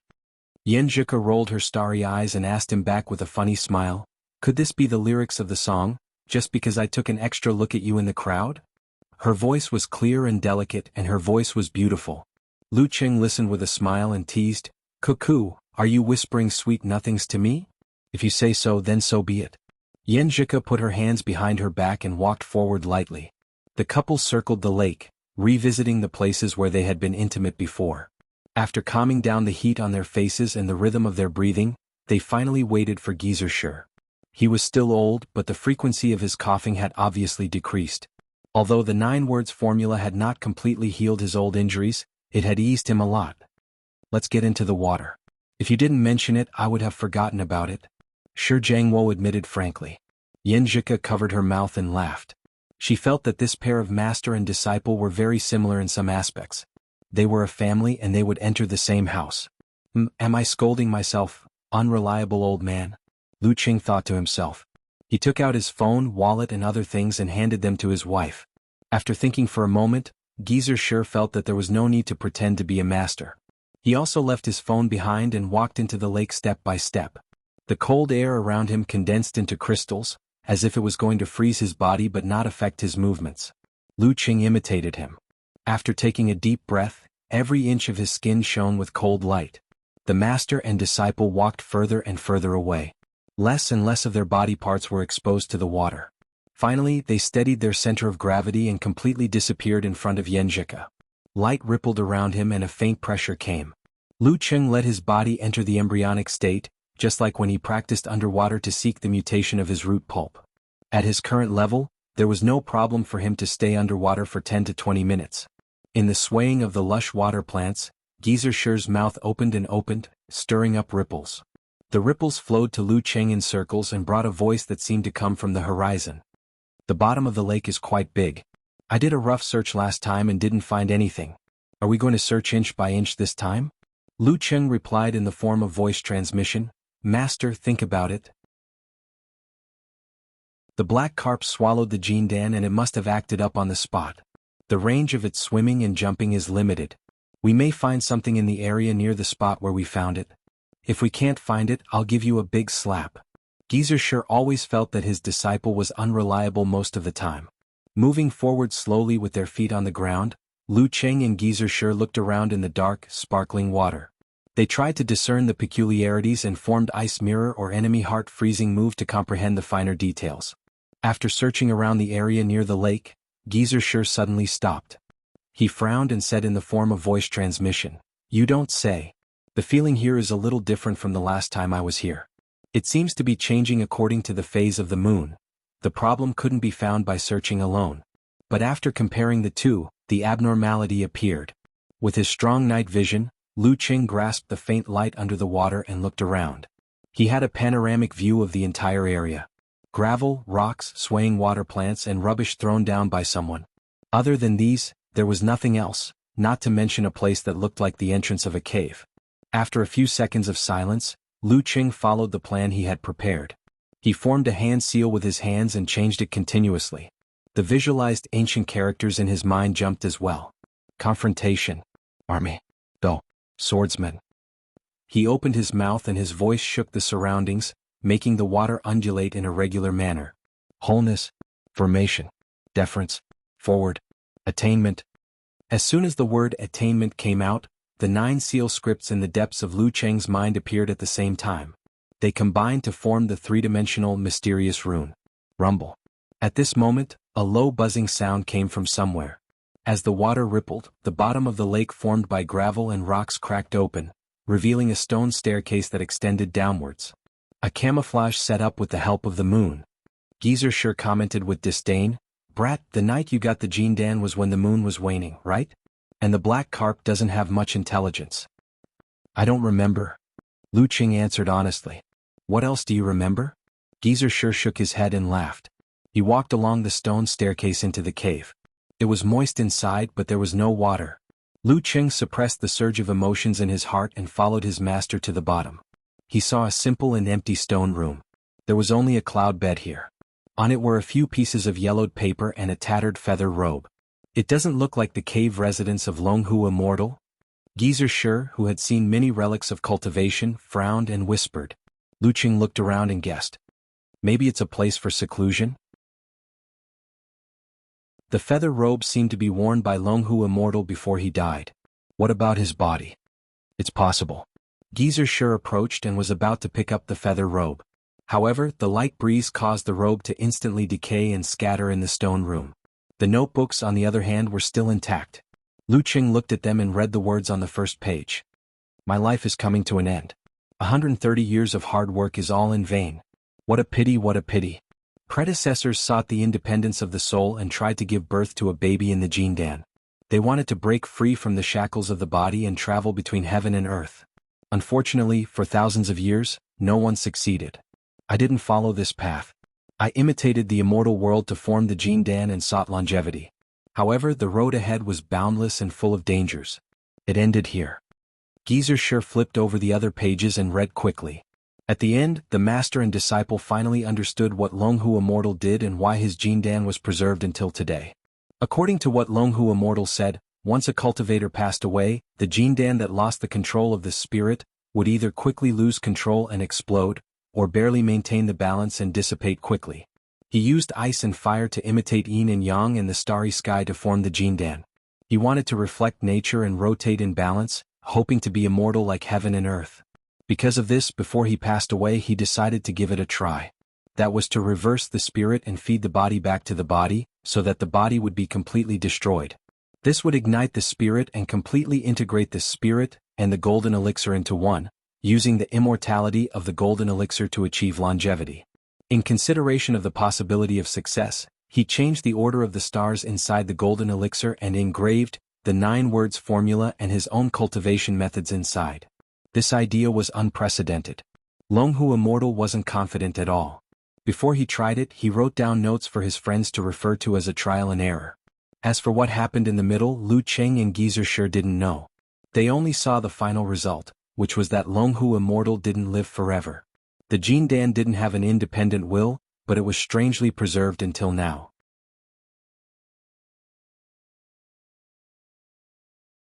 Chapter 589. Lu Cheng and Geezer Sure retracted their gazes and surveyed their surroundings. They didn't discover anything else. Even after using Ice Mirror and Enemy Heart Freezing move to sense their surroundings and the 9 words formula to seek resonance, they still found nothing. "Where's Long Hu Immortal's natal artifact?" whispered Shi Jiangwo. Lu Cheng thought for a moment and said, "Maybe the Long Hu Immortal sect doesn't have a natal artifact due to their unique method of pill formation. That Gu Hui who attacked me wouldn't be so careless as to not use such a powerful artifact. That makes sense. Cough, you've improved your judgment." Geezer sure couldn't help but sigh. Lu Cheng was annoyed and amused at the same time. "Master, don't think of me as the student who just started learning martial arts. I'm already close to physical invulnerability. After so many years of practicing martial arts, participating in so many competitions and experiencing so many things, how could my judgment and knowledge not improve? So what? Even if you reach physical invulnerability, you're still my disciple." Geezer sure glared at him. He didn't continue the topic and change the topic. Have you finished reading all the confidential information? Is it useful?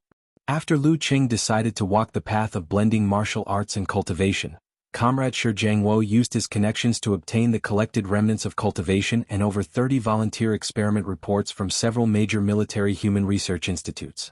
This helped him further grasp the essence and details of his cultivation. This is also the other reason why I've become mysterious in the eyes of others. Lu Qing sighed inwardly. After a few seconds of silence he said, I've finished reading it, but I still can't figure out the most crucial part. If it were so easy to figure it out, our country would have long had a cultivator town security team. Geezer sure laughed and scolded him. Others have spent decades to achieve what they have now. You want to surpass them in a month or two. I just want to find the point that suits me the most. I don't necessarily need to understand the entire system and study it thoroughly. Lu Qing explained with a bitter smile. Geezer sure waved his hand. All right, let's talk outside. There doesn't seem to be anything useful here. Okay. Lu Qing nodded slightly. He turned to the cloud bed and bowed solemnly. He wanted to tell Longhu Immortal the result and tell him that this was the wrong path. But in the end he couldn't bear it and only sighed softly. Thank you for finding the way for me. Senior, thank you for giving me this opportunity. After bowing 3 times, Lu Qing collected his thoughts and followed his master out of the abode. Sigh, the path of longevity, the path of longevity. Geezer sure stood at the entrance and sighed. With a wave of his palm, he collapsed the surroundings and buried Longhu Immortal. In his mind she was dead and buried. Step by step they walked back to the shore. The master and disciple shook off the layer of ice that had condensed on their bodies and evaporated the remaining water. Except for their wrinkled clothes, they were no different from before they went into the lake. Yan Zhika heaved a sigh of relief and walked up to them, returning their belongings. Lu Qing used his palm as an iron to flatten his clothes with white steam swirling around him. He asked his master a few questions. When Geezer sure was far away, he turned on his phone screen and entered the app. He cleared his thoughts and took notes. He said, in Longhu Immortal's last words, reflect nature, and be immortal like heaven and earth, reminded me of something.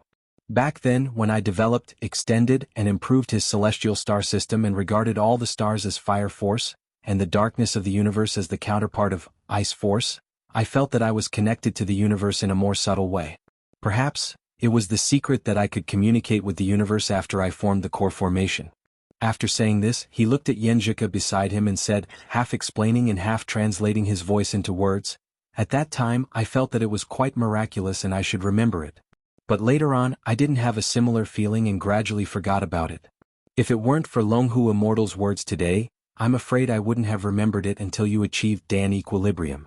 Longhu Immortal's thought process of moving the stars, changing the layout, and writing the 9 words formula and cultivation techniques in the Jin Dan can be used as a reference. This way I can naturally use the 9 words formula, force concentration, and fighting formula when I'm at Dan equilibrium. Just thinking about it makes me excited. When that time comes, I'll be a superhuman with extraordinary strength. Yenjika burst into laughter and her dimples bloomed like flowers. She felt warm at the thought of Lu Qing writing down his thoughts and thoughts in front of her. After translating each line, Lu Qing read it twice from the beginning and saved it after making some slight changes. He turned to his little fairy and said, now we're just waiting for you to make up for the innate stage, understand, withdraw, and achieve Dan equilibrium. When that time comes, I'll be able to observe the details and verify them. Oh. Yenjika pretended not to care, but her beautiful black eyes looked up. Have you talked to Dirty Tong and the others? Are you going to sleep with them? Lu Qing grabbed her delicate hand and walked back to the bridge. We've already talked about it. I'm going to sleep with Ruru. Besides, the new girl in their dormitory is already doing her internship in Songqing. She stays in the city at night and won't come back, Yenjika replied with a smile. Lu Qing was about to say something when his right foot suddenly became heavy as if it was carrying a 1,000-pound rock. This made him lose his balance and stagger. He swayed his center of gravity and steadied himself easily. He looked at his wife beside him and asked, what's going on? Under the light of the street lamps and the surrounding darkness, Yenjika's face was delicate and beautiful. Her long and black eyelashes trembled as she answered innocently, what do you mean what's going on? I don't know. At this point she couldn't help but turn her head and look to the side. She covered her mouth and let out a series of clear and pleasant laughter. Lu Qing suddenly understood. he said with surprise and joy. You've awakened your supernatural ability? The supernatural ability inherited from the two elders of the Ji family and the Empress Dowager? Compared to brother-in-law, Ku should have awakened her supernatural ability more easily. The reason why it hadn't appeared was because she was born with a deficiency. Now that her supernatural ability had awakened, did it mean that she had already made up for her deficiency? Yeah. Didn't I look tired the past 2 days? You thought I was suffering from exam syndrome and massaged me the whole time. Yanjika raised her chin and answered with a smile, I was going to give you a surprise later, but I couldn't hold back just now. Awesome. You're indeed Coach Yan. What kind of supernatural ability is it? Lu Qing asked, giving her a thumbs up. Well, it's related to the Earth's magnetic field. There are changes in attraction and repulsion, light and heavy. Yanjika rolled her eyes and answered thoughtfully. So your congenital deficiency is gone? Lu Qing asked with concern. The girl pursed her lips and said proudly, Of course. I feel like I'm about to understand the meaning of withdraw. So fast. Lu Qing blurted out in surprise. Then he received the look of his wife. Huh? What did you say? He quickly changed his words and nodded with a normal expression. You're right. You've been at the top of the professional ninth pin for more than 2 years, and you've been enduring the torture of your congenital deficiency. You've never changed your love for martial arts. You've worked hard and fought hard for it. Your willpower is strong enough. You admire me, right? Yanjika raised her head and flipped her hair, pretending to be proud and complacent. She added silently in her heart, I practice martial arts not only because I like it, but also because I want to accompany you and do something for you. Even if it's difficult for me to reach the inhuman stage in the future, it's enough. Lu Qing was overjoyed and praised. He was criticized for his exaggeration, but the girl was smiling contentedly. Just like the past, the two of them said goodbye outside the female dormitory. Yanjika found the dormitory that had been moved once. Under Zhong Yanru's guidance, she saw Li Liantong and Shi Xiangyang. Wow, Ku, your skin is so good. It's white, tender and smooth. Li Liantong's eyes widened. She leaned close and praised, Is this the effect of being nourished frequently? Bah, can you not be so dirty when you talk? Let me get used to it first. Yanjika replied, annoyed and amused at the same time. This is the result of cultivation, not what you said. Really? Li Liantong looked at her friend from head to toe and clicked her tongue. I don't believe you. Your figure is better too. I want a boyfriend so much. At this moment, Shi Xiangyang ignored her and hugged Yanjika. She praised, Ku, you're indeed fairer, softer and more fragrant. Zhong Yanru mocked Li Liantong. Dirty Tong has always been ambitious and incompetent. She has a lot of theoretical knowledge, but she doesn't dare to put it into practice at all. I don't like those who like me and I don't like those who like me. What can I do? I'm also very desperate. Li Liantong spread her hands and answered. You have to try if you like those who like you. How do you know if they don't like you if you don't try? My silly Qing always says, what if? Yanjika reminded him, exasperated at his failure to meet her expectations. Li Liantong was about to answer when she suddenly remembered her friend's words. She thought for a while and asked in confusion, Ku, what did you just say? Cultivation? Have you been reading too many novels? Do you think I'm stupid? Cultivation is different from martial arts. For ordinary girls, they can only cultivate their spirit and use their spirit to nourish their body. Although they can't cultivate much strength, their skin will be better and whiter, and there won't be any pimples left. Yanjika described. When Lu Qing was at his lowest point, he thought of starting a simplified cultivation beauty class, but he didn't have the mood to think about the details. When the sequelae were cured and his strength recovered, he didn't need to do this. Instead, he gradually improved the class in his daily discussions with Yanjika, making it easy to get started and not difficult to cultivate. Of course, he didn't expect to strengthen his body very well either. Really? Li Liantong, Zhong Yanru and Shi Xiangyang asked in surprise and doubt. Qing did it. His martial arts are mixed with cultivation. Yanjika nodded with a solemn expression. Wow! Li Liantong exclaimed. Can we practice it? Of course, Qing specially made it simplified. Yanjika answered with a little pride. I want to make a portrait of your Qing. Sooner or later. Li Liantong paced back and forth excitedly. So did Zhong Yanru and Shi Xiangyang. Don't be like that. He's still alive. Yanjika covered her face and laughed.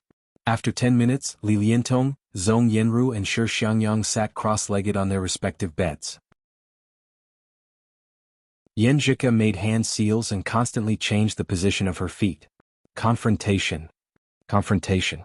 Confrontation. Seeing that Dirty Tong and the others had calmed down and obtained a tranquil state of mind, Yenjika withdrew her stance and glanced left and right. She felt the same as when Lu Qing saw a group of foreigners wearing Taoist robes and practicing cultivation. Why do I feel like they're spreading a cult?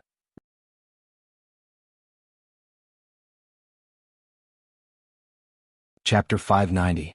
Kai Zongming and the others had moved out of the dormitory because of the new students moving in and the use of the West Dormitory garden. However, Lu Qing was still an intern, so a bed was reserved for him. At the door of room 502 Unit 1, Building 6, he heard the noise and the strong smell of alcohol before he entered. Tomorrow and the day after tomorrow are the graduation photos and certificates. Are these guys going crazy for the last time? Lu Qing smiled and pushed the door open. Kai Zongming was holding a paper cup in one hand and a small bottle of Red Star Erguotu in the other. He was not surprised to see his bad friend come back. He looked at him up and down and said, "Cheng, you've recovered pretty well. I didn't know you were hurt before." "You didn't believe me when I told you last time," replied Lu Qing with a smile. He extended his hand and patted Little Ming's shoulder. Little Ming jumped, grimaced in pain and almost staggered. "You're taking revenge. How long has it been? You still remember?" Kai Zongming moved his arm angrily. "Revenge is a dish best served cold.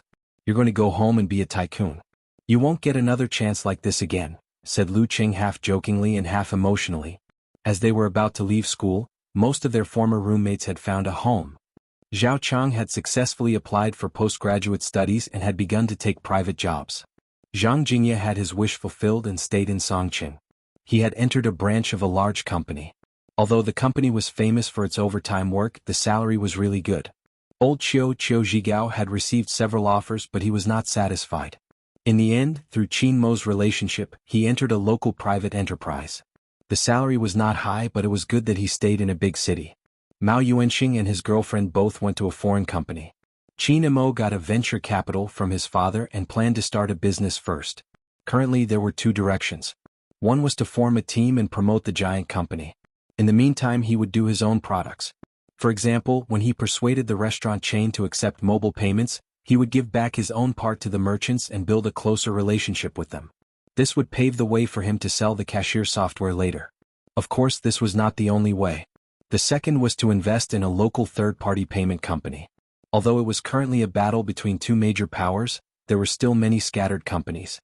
Just like some chess and card websites, large amounts of gambling funds could be easily checked. Using the official payment method was the same as courting death. Then they would find similar third-party payments and use methods like topping up to avoid the goal of achieving the goal of money laundering.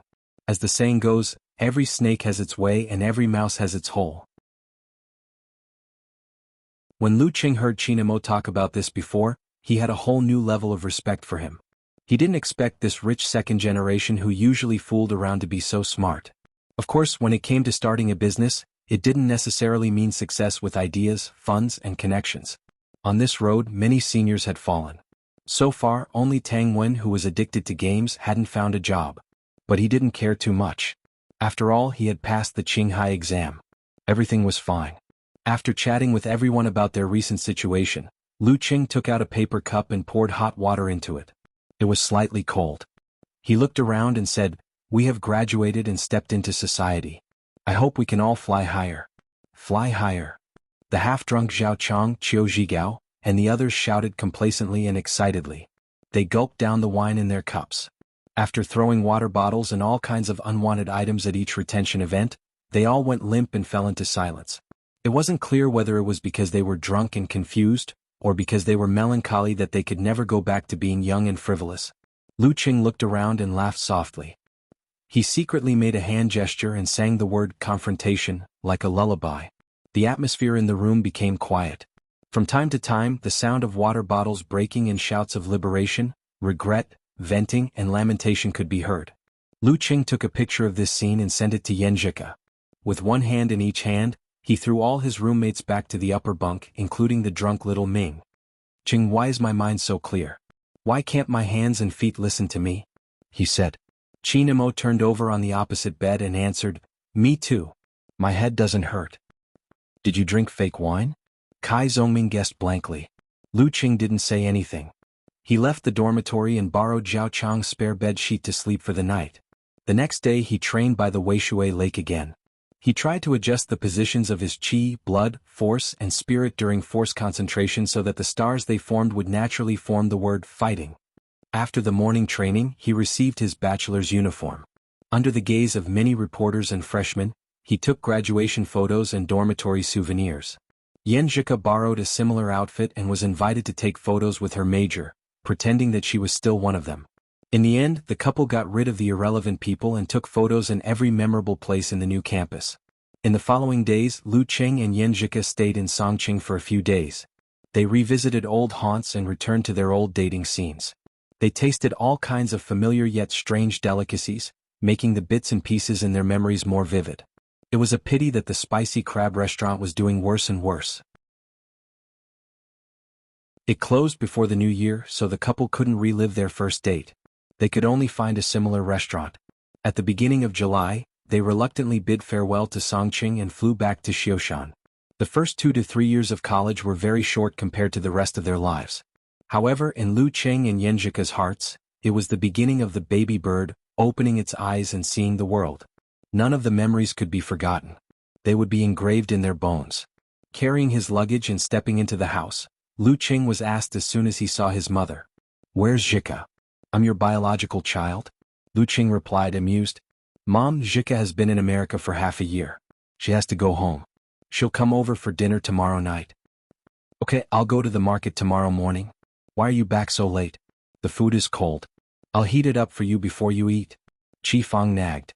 She picked up the plate and walked into the kitchen. "I'm late," Lu Qing explained with a wry smile. Lu Jisheng picked up the thermos and sized his son up. "You've recovered well. Are you hungry? Eat first. I'll go out for a walk." He said the last sentence very softly to prevent Qi Fang from hearing. As soon as Lu Jisheng went out, Qi Fang poked her head out and asked, "Qing, did your dad go out?" "Yes." Lu Qing didn't help to hide it. "Your dad is really too much. Is he so addicted to chess? He can't even sit still. If he wasn't waiting for you, he would have gone out after dinner." Qi Fang nagged and retreated into the kitchen. "In order to wait for me, Dad deliberately postponed the chess game," thought Lu Qing, flattered. He waved to his 2 cousins on the sofa, Qi Yunfei and Chen Xiaoxiao. Then he turned around and walked to the dining table. He took a photo of the dishes that didn't need to be heated and sent it to Yan Zhika. "Do you want to eat?" "Me too." Yan Zhika added a picture of a table full of food with an emoji of, "Come on, let's hurt each other." Lu Qing couldn't help but laugh. "Brother Lu Qing, are you chatting with sister-in-law?" Qi Yunfei looked more beautiful and cute with her short hair. Her college entrance exam results were average, only good enough for an ordinary university. However, she was very satisfied and didn't want to repeat her studies. "Yes," Lu Qing answered frankly. Qi Yunfei said half doubtfully and half emotionally, "You have been together for 3.5 years. Why are you still so clingy?" "What do you mean by clingy?" "This is called having the same 3 views. We can talk about many things and topics." Lu Qing retorted, annoyed and amused. "Aren't you and Ding like this? For example, just now they said that they both love delicious food, especially Xioshan specialties." Hearing Lu Qing's question, Qi Yunfei's expression suddenly became strange. Chen Xiaoxiao, who still had some baby fat left, looked at the direction of the kitchen and said in a low voice, "Brother Lu Qing, sister Fei broke up long ago." Lu Qing was confused. Immediately, a strong desire to gossip surged. When did it happen? What happened? His cousin and Ding Yanba had been dating for more than 3 years, and they started from the most ignorant and most innocent junior high school. How could they break up so suddenly? Qi Yunfei wrinkled her nose and said, "He hooked up with other girls behind my back. Humph, he specially applied for a second account, but the password was the same. I played with his phone once and was curious about who the number belonged to. I tried to log in and found that the girl was just average. I don't know why he liked her. Do you need me to teach him a lesson?" Lu Qing suddenly realized and comforted her. No. Qi Yunfei hurriedly shook her head. "You are quite generous?" Lu Qing asked in surprise. Chen Xiaoxiao couldn't help but laugh. Brother Lu Qing, sister Fei had a new boyfriend not long after they broke up. Her desk mate is now Ding Yanbo, regretting it and has been wanting to get back together. She had a new boyfriend not long after they broke up? Lu Qing sighed and laughed at himself. I really don't understand you young people. After dinner, Lu Qing helped to clean up the table and sat on the sofa. While chatting with his two cousins, he thought about how to spend this month in Xioshan. Look for Fatty Jiang? He didn't have summer holidays anymore. He had officially joined a company in Huaqing. After Qin Rue got his professional 9th pin certificate, he went to Gaofeng to look for more opportunities. He wasn't in Xioshan either. Tao Xiaofei reluctantly settled down. His father sent him to a county project and he could only come back for a few days every month. Now that he thought about it, Lu Qing realized that he couldn't find any good friends in Xioshan. Everyone was starting to get busy for the future. At this moment, Yan Zhika sent a message. Sitting blankly expression, Sister Jingjing is outside the Great Wall. Shuang was brought back to the company in Gaofeng by her father. Song Li also found a job in Gaofeng. Anyway, other than my relatives and you, I am all alone in Xioshan. I feel a little sad. The couple's hearts are in sync. Lu Qing sighed to himself, laughing out tears expression. What a coincidence. I was also counting friends of the same age and the result was the same as yours. Speaking of this, he added emotionally, that's a good thing. Because we have all grown up. For the whole of July, Lu Qing and Yan Zhika stayed at different places and moved around frequently. Sometimes they would go to Zhengke or Ningxue to accompany their elders. Other times they would go to Jiangnan to play for a few days. At the beginning of August, they started to pack their luggage and prepare for a 20-odd-day trip. Their first stop was overseas. Their destination was Nile, the place with pyramids and mummies.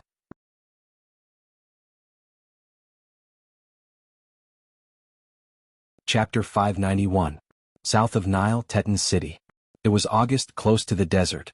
It was dry and hot here. Under the scorching sun, even the air seemed to be distorted. Looking as far as the eye could see, the dense fog made it seem like an illusion. Lu Qing and Yan Zhika, each riding a camel, swayed as they approached the remains of the temple where Isis was worshipped. Not far behind them, a professional tour guide in a long robe and headscarf followed with narrowed eyes. He was invisible himself to avoid disturbing the guests. With Lu Qing's strength, he had no problem traveling in the Nile tourism industry. However, he didn't have to rely on brute force for everything. That would lose his fun and mood. Hiring a tour guide with excellent connections at a high price could save him a lot of trouble. Just like earlier, if it were just two foreign tourists wanting to ride a camel, they would definitely be extorted and might not be able to enjoy themselves. However, once the tour guide stepped in and found a familiar friend, the problem was immediately solved.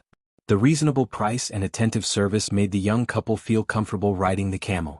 You get what you pay for. If it could be solved with money, there was no need to resort to violence. After approaching the ancient and dilapidated temple, Yan Zhika jumped off the camel lightly and looked at the interior happily. She had long sleeves and trousers, and her black hair was tied up with a headscarf. She looked like a local, but her actual purpose was to protect herself from the sun. A girl's obsession with sunscreen was unimaginable to men. Lu Qing, on the other hand, was wearing a t-shirt, shorts, and martial arts shoes without any self-awareness. This is the temple of Mother Earth Goddess Isis. Yan Zhika pointed to the front and introduced to Lu Qing. It is said that one of her original forms is Inanna from Sumerian mythology, the goddess of Venus, fertility, sex, and love. Seeing someone nodding in confusion, Yan Zhika said with a smile, "Do you feel that this goddess Inanna is a stranger?" "I think I've heard of her before but also not," Lu Qing replied embarrassedly. "This is a tourist spot added by a fairy at the last minute. I didn't have time to do my homework." "Then I'll change her name and you will be familiar with her." Yan Zhika pursed her lips and smiled. "What is it?" Lu Qing asked curiously. "Call me Teacher Yan first. Instructor Yan is fine too." The girl turned her head and lifted her chin slightly. Her slender and beautiful neck was faintly discernible under the cover. Lu Qing was amused. "Please give me some pointers, Instructor Yan." "Cough, have you heard of Aphrodite? Venus, have you heard of it? Air. These two names are just the difference between Gu Qinghai's name and Gu Luo's name. Also, have you heard of the Holy Mother?" Yan Zhika raised her hand and said, "One of their prototypes is Inanna."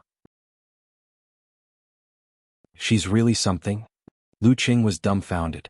After showing off her knowledge, Yan Zhika pursed her lips and pointed at the weathered sculptures, statues and stone pillars. "Come, help me take a picture. I'll ask the tour guide to take a picture of us later." "Okay." Lu Qing took out his digital camera and waited for her to pose. At this moment, a man who claimed to be a staff member came over.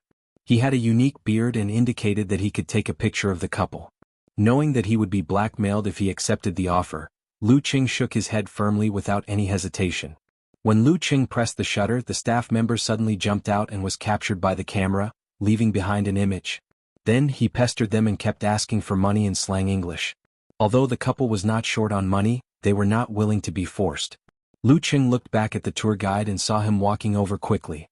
He reached out his right hand and patted the staff member on the shoulder. In an instant the staff member felt cold all over. He felt like he was locked in a cold storage at the edge of the desert during the hot season. He couldn't help but shiver. He wanted to open his mouth but could only hear the chattering of his teeth. He wanted to move but found that his body was stiff and difficult to control. Lu Qing pulled his little fairy away as if nothing had happened and changed their position to take another picture. He also signaled the tour guide to take care of the rest. The tiger on the ground, who always liked to act tough, was frightened by the encounter just now. He yelled that he wanted to call the police but didn't dare to make any real moves. He was easily persuaded by the tour guide. After taking a group photo, the young couple held hands and wandered around the ruins of the ancient temple. They talked and laughed and they were very happy. After visiting the last scenic spot, they returned to the bustling area. Under the tour guide's introduction, they entered a Babula restaurant, which was also a special barbecue restaurant. Here they carefully selected lamb legs and other ingredients and applied pepper, salt, and ingredients recorded in their ancestral secret recipe. The barbecue was fragrant and tender. It's not bad. It's different from what we had in Dika. But I'm still a little sick of it. Yanjika looked at Lu Qing with bright eyes and said in a slightly aggrieved tone, Nile is all barbecue barbecue barbecue. If not, it's just pancakes and bread. Why didn't they develop other methods? China's food culture has a long history and rich methods. Dika was the capital of Nile. It was the couple's first stop upon arrival. They spent 3 days there and saw many ancient relics, pyramids and mummies. That's why we have to lower our standards when traveling. Lu Qing looked at the girl with a smile and said, we still have one more stop in Nile before going to the grasslands. It's definitely different from here. Yeah. Yenjika's eyes flickered. She chuckled and said, I'm thinking if you were the domineering CEO, what would you say just now? Lu Qing thought for a while and held back his laughter. I'll contract the kitchen here and make you a bowl of egg fried rice. The eggs must be laid by Xioshan's free-range chickens and flown over. Not domineering enough? You should buy this restaurant and fly in a few chefs to make Chinese food. Yenjika looked up and dissed the domineering CEO in high spirits. After eating barbecue and drinking the specialty drinks, the couple returned to the hotel. One rested while the other pondered over the next day's itinerary. Half an hour later, Yenjika stood up, against all odds, and got into a stance. She calmed herself down until her godly will was complete. Her mind and body were at peace. She retracted her chi and blood, allowing her force and spirit to collapse inward and condense into a small ball in her lower abdomen. At the end of July, she understood the meaning of retract. Under Lu Cheng's guidance, she began to break through to the Dan stage. This was a process, not a node. Lu Cheng had used the opposition and rotation of his supernatural abilities to balance and form the Dan. This time he let Yenjika use her supernatural ability of earth, as yang, and her own power as yin. Under the control of her spirit and the replenishment of her chi and blood, they opposed each other, rotated, and balanced.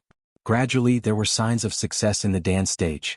In another 7 or 8 days, the girl should be able to use this method to completely enter the Dan stage. While Yenjika was cultivating, Lu Cheng was not idle either. He pressed his right hand on his wife's back and used the ice mirror to listen to her subtle changes. He compared them with the experience he could recall in order to find the key. Over and over again, even though Yenjika was extremely passionate about her dream of reaching the Dan stage, she still couldn't overcome the exhaustion of her body without using the swordsman formula and the wholeness formula. As the night deepened, she lay on the bed and didn't want to move. I'm sweating all over, she said with satisfaction. But I don't want to move at all. I don't want to take a shower. She just wanted to lie there comfortably and be massaged by Chen. You'll feel better if you take a hot shower. Lu Qing smiled and massaged her. Didn't you see the notice from the hotel? There's going to be a power outage later. There won't be any hot water. Maybe there will be a water outage too. No. Yenjika turned her body and shook her sweaty hair. She buried her face in the pillow with a look of non-cooperation. Who's the one who always urges me to take a shower? Who loves to take a shower the most? Lu Qing laughed. I'm going to stink you to death later. Yenjika replied hatefully. I don't care. I'm just worried that you can't accept it. Lu Qing laughed and helped his little fairy to turn around. He saw her squinting her dark eyes and quietly observing the outside world. Yenjika pouted. If there's a power outage, you're in charge of the hot water. If there's no water, you'll freeze and turn into water. Aren't you known as a multifunctional household robot? I have to save my ice force in case there's no air conditioning at night. Lu Qing explained and tried to pull Yenjika up. No. Yenjika shook her head like a rattledrum. She lifted her right foot and pressed it against Lu Qing. She even used a repulsive force. Lu Qing easily broke through the repulsive force and grabbed her foot. He stretched out his fingers and scratched it a few times. His little fairy wriggled like a fish and laughed shyly and angrily. She hurriedly withdrew her foot and sat up abruptly. After playing around for a while, the atmosphere gradually heated up. Suddenly, the girl gasped and said, shower first, shower first. Who said she didn't want a shower just now? Lu Qing said vaguely. Don't you know? Don't you know that girls are fickle? Yenjika resisted with all her might. Then go shower. Lu Qing carried the girl in his arms. No. I don't want to shower with you. The topic seemed to return to the beginning, but it gradually quieted down. After some time, the couple lay on the bed. One was physically and mentally satisfied, while the other was smiling like a peach blossom. I'm thinking of a technical problem, Lu Qing said thoughtfully. I'm not listening. It must be extremely dirty. Yenjika closed her eyes and shook her head. I'm talking about your supernatural ability. Lu Qing snickered, but before he could finish, he was interrupted by the girl. I already said I'm not listening. Your mind is so dirty. In the midst of their banter, they suddenly heard a loud boom. It seemed like an explosion had happened somewhere in the city. Immediately after, firecracker-like sounds came from all over the city. What's wrong? Lu Qing sat up. Yenjika picked up her phone and saw a message from the embassy. It said, you're in trouble. Nile is in turmoil, suspected to be a coup d'état. All Chinese citizens are advised not to go out blindly. If necessary, please head to the embassy, consulate, or Chinese company's premises and wait for evacuation. At the same time, Lu Qing also received the message. The couple looked at each other, feeling a little unreal. Something big happened just like that? P.S. For the sake of harmony, the war-torn zones and their surroundings do not correspond to the real world. Please don't make wild guesses.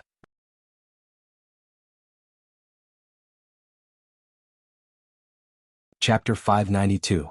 Without much confusion, Lu Qing cleared his mind and said calmly to Yenjika, Cuckoo, I'll call the embassy to confirm the situation so that we won't lose contact.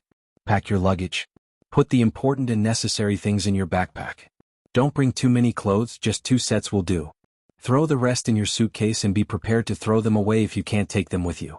The message he just sent included the embassy's landline. It was the first time for Yenjika to encounter such a situation, so it was natural for her to be flustered. However, after hearing Lu Qing's calm tone and feeling his confident attitude, she quickly calmed down. She seemed to have a plan in mind. She nodded gently and answered, okay. She put on her clothes and walked quickly to the sofa. She opened the suitcase and took out the necessary items. Lu Qing held his phone and stood in front of the floor-to-ceiling window.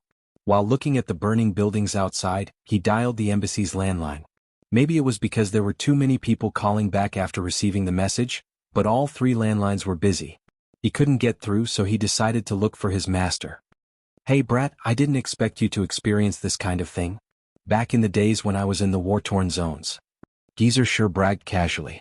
The corner of Lu Qing's mouth twitched. He almost couldn't control himself and interrupted this unreliable old man. After saying a few words, Shi Jiangwo smacked his lips and said, East of the Nile is the war-torn zone. It's going to connect together. This old man was still thinking about when I should send you there for training. Great, I've encountered it myself. I won't say more. I'll ask for the military's contact number in Nile, not the embassy's. Won't say more. That's called not saying more. Lu Qing face-bombed and cursed silently. After waiting for more than a minute, Geezer sure sent a message with the phone number. The gunshots outside were getting louder and louder. It was as if the whole city was being fried. The lights around them flickered on and off, making the hotel look like an isolated island in the middle of a vast ocean. Lu Qing had been through a lot. Under such circumstances, he remained calm and composed. He calmly called the military personnel sent to him. "Hello, who is this?" After the call was connected, the person on the other side asked in English vigilantly. Lu Qing wanted to imitate the Dragon King's simple, "I'm Qin Chi Tao," and introduce himself. But considering his own popularity, he had to spend a little more effort. "I'm Lu Qing, a disciple of the Ice God sect. I'm currently traveling in Nile with my girlfriend. I couldn't contact the embassy, so I got your number through my master." "Heaven shaking roar?" the other side asked in surprise and delight. Obviously, they had heard of this heavenly son of heaven. "I won't be happy with your answer," Lu Qing complained to himself. "Yes, what happened to Nile? What should we do?" The military personnel pondered for a moment before replying. Tonight's incident happened very suddenly. There weren't any demonstrations as a prelude. The information we have gathered isn't comprehensive enough. So far, we can only confirm one thing. Many tribes in Nile have formed anti-government armed forces and are fighting fiercely with the Central Army. According to reliable sources, more than 5 brigades of the Central Army have already defected. There are quite a few mighty ones with physical invulnerability as well as many inhumans. He paused for a moment before adding, "This is rather strange. In Nile, the pharaoh has a very high reputation. Most of the mighty ones are willing to listen to his orders. If he were to make a speech on television, things wouldn't be so chaotic. In the end, it's as if the pharaoh has gone missing." After a while, the military personnel returned to the main topic. "With your strength, there shouldn't be any problems as long as you aren't targeted. Where are you currently?" "Tetons," Lu Qing replied succinctly. "That's a little out of the way. There aren't any projects nearby." The military personnel pondered for a few seconds before continuing. "Currently, there are 2 paths. The first is to head north along the Nile River and rendezvous with the workers of a few enterprises at Kukhang. Then head towards Dika. Once you reach Dika, you can evacuate via plane or ship. If this path isn't accessible, you can head northeast to the port city of Fartuat at the edge of the Sea of Death. We will coordinate with ships to pick you up. However, don't be anxious.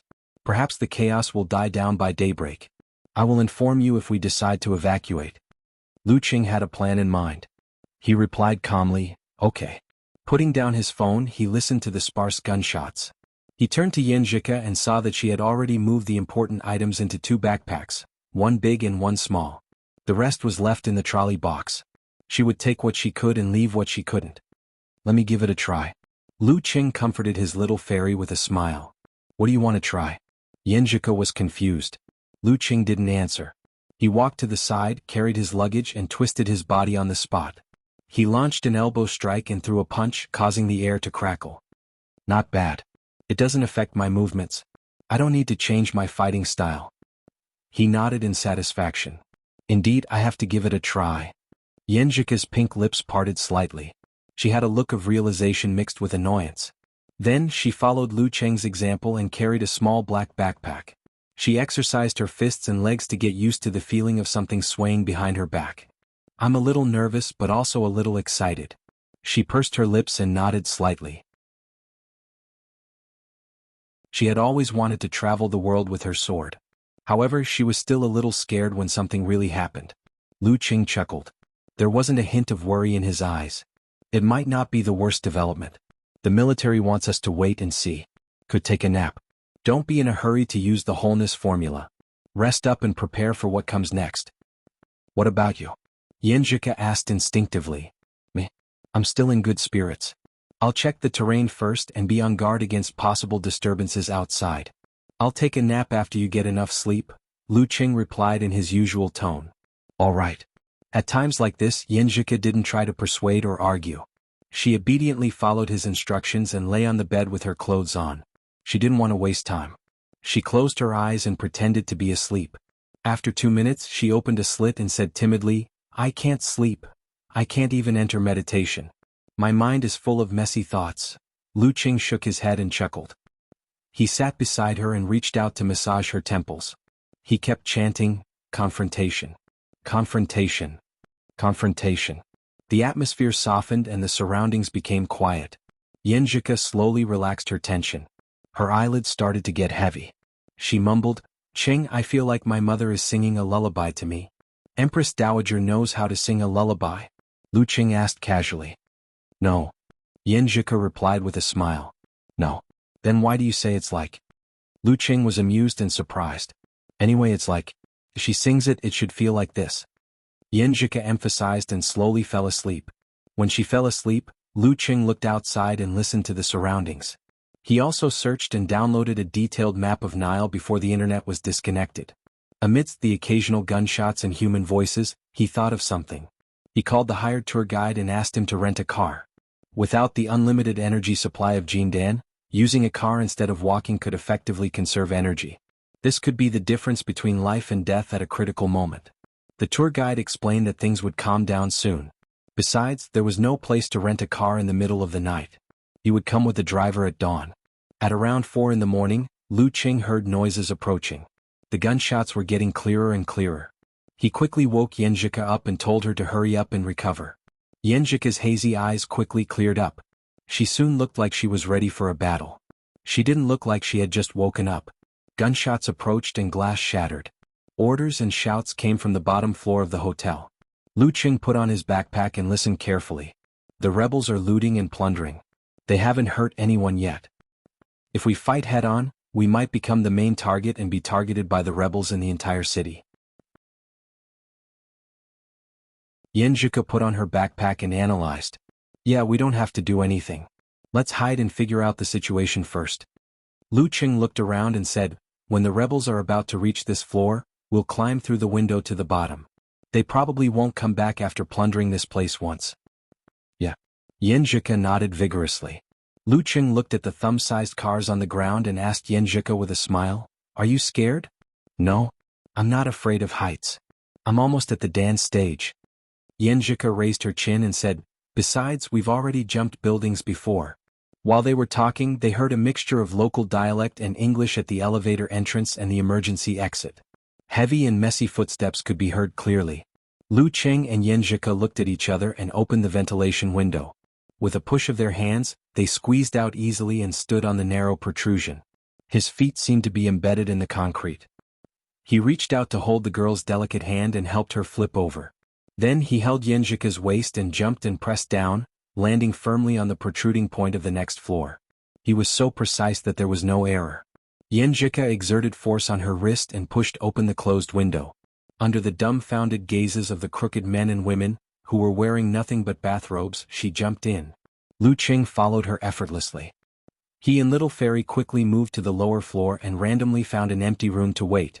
After more than half an hour, the rebels finished plundering and left in high spirits. They didn't even care that there were only suitcases and no guests in the room. There must be rats who know how to dig holes. It's a little chaotic. Let's go to the lobby to find other guests and see who drove here. We'll try to form a group and evacuate to Kukang as soon as possible. Lu Qing made a prompt decision. Without waiting for the military's notice. That's what I think too. Yenjika chimed in without hesitation. The two went down to the lobby and saw many foreign tourists gathered.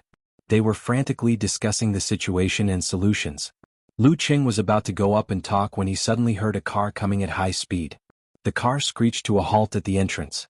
He took a step back and stood in front of the girl. Through the glass, Lu Qing saw a group of Nile soldiers in military uniforms with guns spread out and seal off the hotel. Why are they here again? He muttered subconsciously. Yenjika pondered for a few seconds and said, this shows that the situation is very chaotic. The rebels and government forces are scattered and have no contact with each other. Those who came later don't even know that this place has been plundered. Does this mean that even if we go overboard we won't be surrounded by a large force? Lu Qing said thoughtfully. Yes. Yenjika nodded solemnly. At this moment, the hotel door was pushed open. A strong and burly officer walked in majestically, surrounded by armed soldiers. He wasn't holding a gun but a scimitar. After looking around he said coldly, take them all away.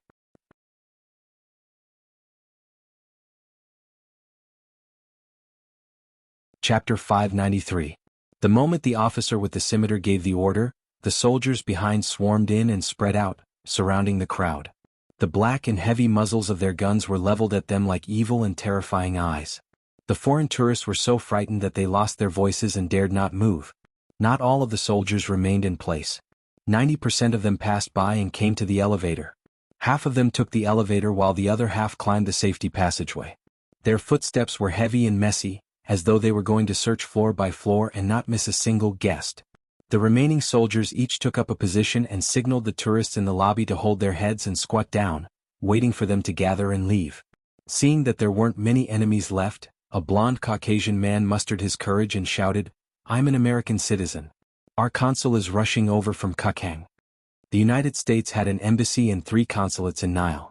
Hearing the shouts and seeing that the hostages were eager to give it a try, the officer with the scimitar made a gesture with his eyes. "I don't care who you are, squat down." A soldier rushed over, raised the butt of his gun, and smashed it on the blond Caucasian man's back. He screamed in pain and staggered forward. Bam!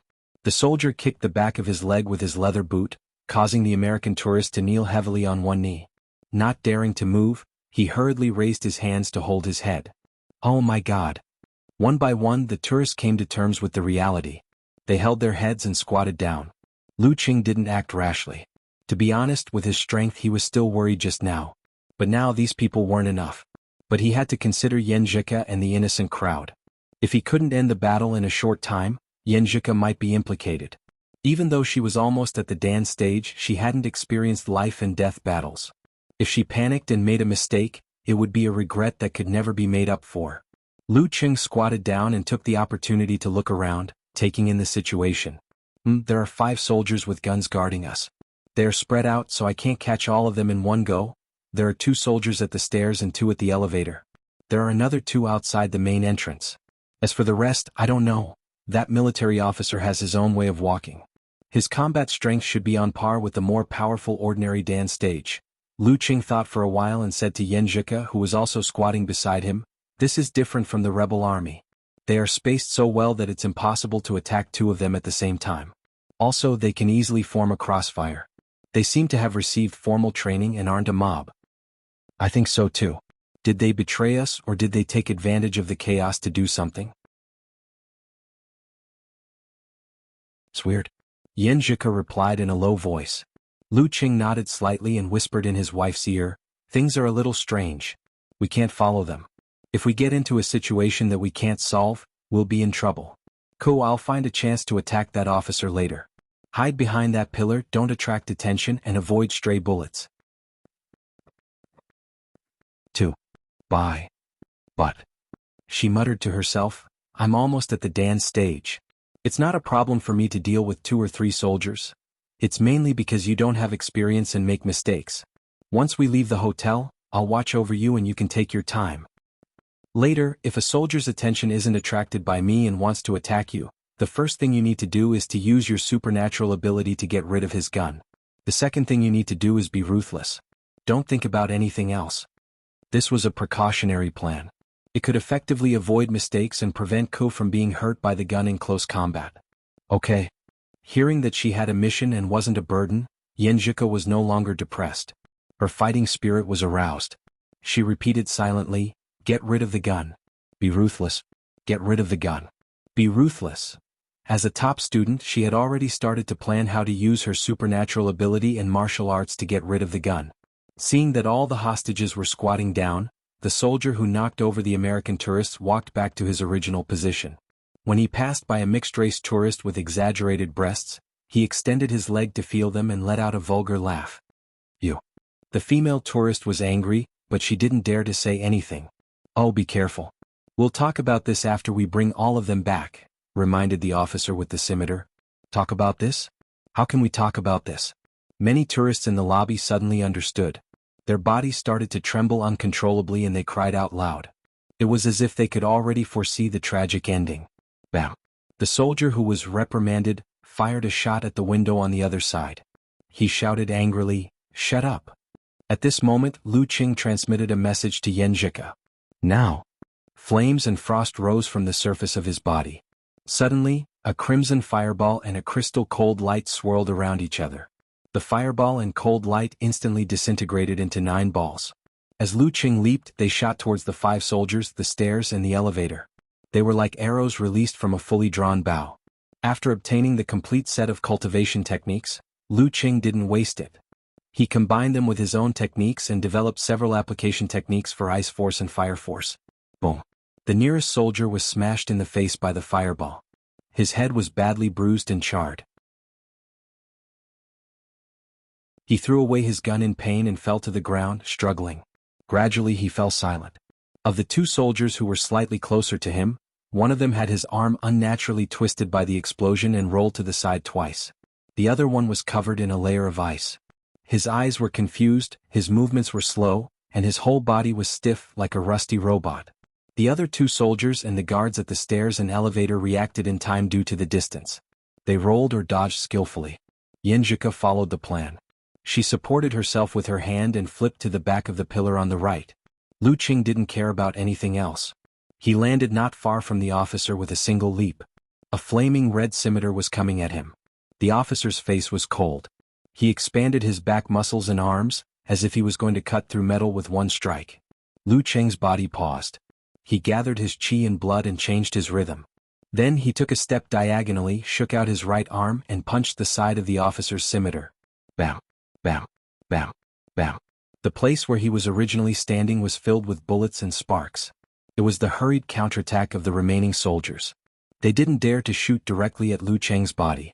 They were afraid that if he dodged, they would accidentally hurt the officer. Bam. Lu Qing's body grew taller and bigger, like a god descending from the sky. He punched the side of the officer's scimitar fiercely. Crack. Under the punch, the scimitar broke like a piece of paper and hit the officer's shoulder, breaking his collarbone into two pieces. He couldn't maintain his cold face and staggered with a twisted expression. Bam. Lu Qing reached out with his left hand and grabbed the other arm of the officer. Then he poured the ice spirit force into the officer, making him stiffen and shiver. A grab followed by a press, he pushed the officer back 2 steps. Stars were splattered on the ground behind him. With a pull of his hand and a turn of his body, Lu Qing hid behind the officer and shouted in English, "Stop! Put down your guns." At this moment, Yenjika saw a soldier circling to the side of Lu Qing's temple secretly. Her heart tightened and she instinctively activated the plan. The muzzle of the soldier's gun suddenly became heavy and dropped to the ground. Then a slender and well-proportioned leg kicked the gun away with a bang. Yenjika's mind was filled with what she had just repeated. Without thinking, she stomped on the ground, turned around and kicked again. Bam! Her left leg tightened into a whip and whipped between the soldier's legs. Poof! The sound of something breaking was heard. The soldier's eyes rolled back and he fainted. His lower body was quickly soaked. Lu Qing shouted again, "Stop!" At the same time he held the frozen officer and circled him. The soldiers and survivors who rushed in from the gate stopped and didn't dare to move. Lu Qing looked around and said, "Put down your guns." He made a gesture of breaking the officer's throat. The soldiers hesitated and threatened, but what they got in return was the officer's broken arm. Thus, they threw away their guns without a leader. Lu Qing ordered them to make way and shouted to the rest of the tourists, "Hurry up and leave." The group of tourists seemed to have woken up from a dream. They even forgot to thank him and hurried out of the door. In 2s and 3s they found a car and left. Some of them knew that it was chaotic outside and didn't dare to run around. They gathered outside and waited for Lu Qing and Yenjika to come out. Lu Qing carried the speechless officer and approached his wife. He glanced at the unconscious soldier who was bleeding and bleeding. You asked me to be more ruthless." Yenjika explained blankly and absent-mindedly. "Well done." Lu Qing praised sincerely. He held the officer hostage and brought Yenjika out of the hotel slowly. They got into the rough jeep. After waiting for a while, when the remaining soldiers came down with the other tourists, he made another threat to let them go and let everyone leave separately. Next, he didn't try to unite the foreigners who stayed behind. Instead, he ordered Yenjika to drive to the north. If there were people who could and were willing to follow, let them follow. There was no need to delay. To him, the safety of his little ferry was the most important thing. Teton City in the government building. A young general with blue eyes and a thick beard finished listening to the report and picked up the hotel's check-in documents. "Lu Qing! Lu Qing!" The general roared. "Are those intelligence officers drowned in donkey dung? Why didn't they monitor and report such people entering the country?" An official beside him smiled bitterly. "General Ferrio, many of them have been transferred. They don't have enough manpower. Moreover, everyone's mind isn't on this." "Hope everything goes smoothly," the young general prayed and stood up suddenly. "I'll handle this." After driving for a while in the dark, Lu Qing remembered that the jeep might have a positioning device. He was about to find a way to change vehicles and interrogate the officer when he received a message from the Chinese military. "Things are complicated. Evacuate as soon as possible. follow the original 2 routes. There are still 4 tourists from our country in Tettans. If it's convenient, I hope you can bring them along. They are currently hiding in the ground floor car park of the Silagu supermarket.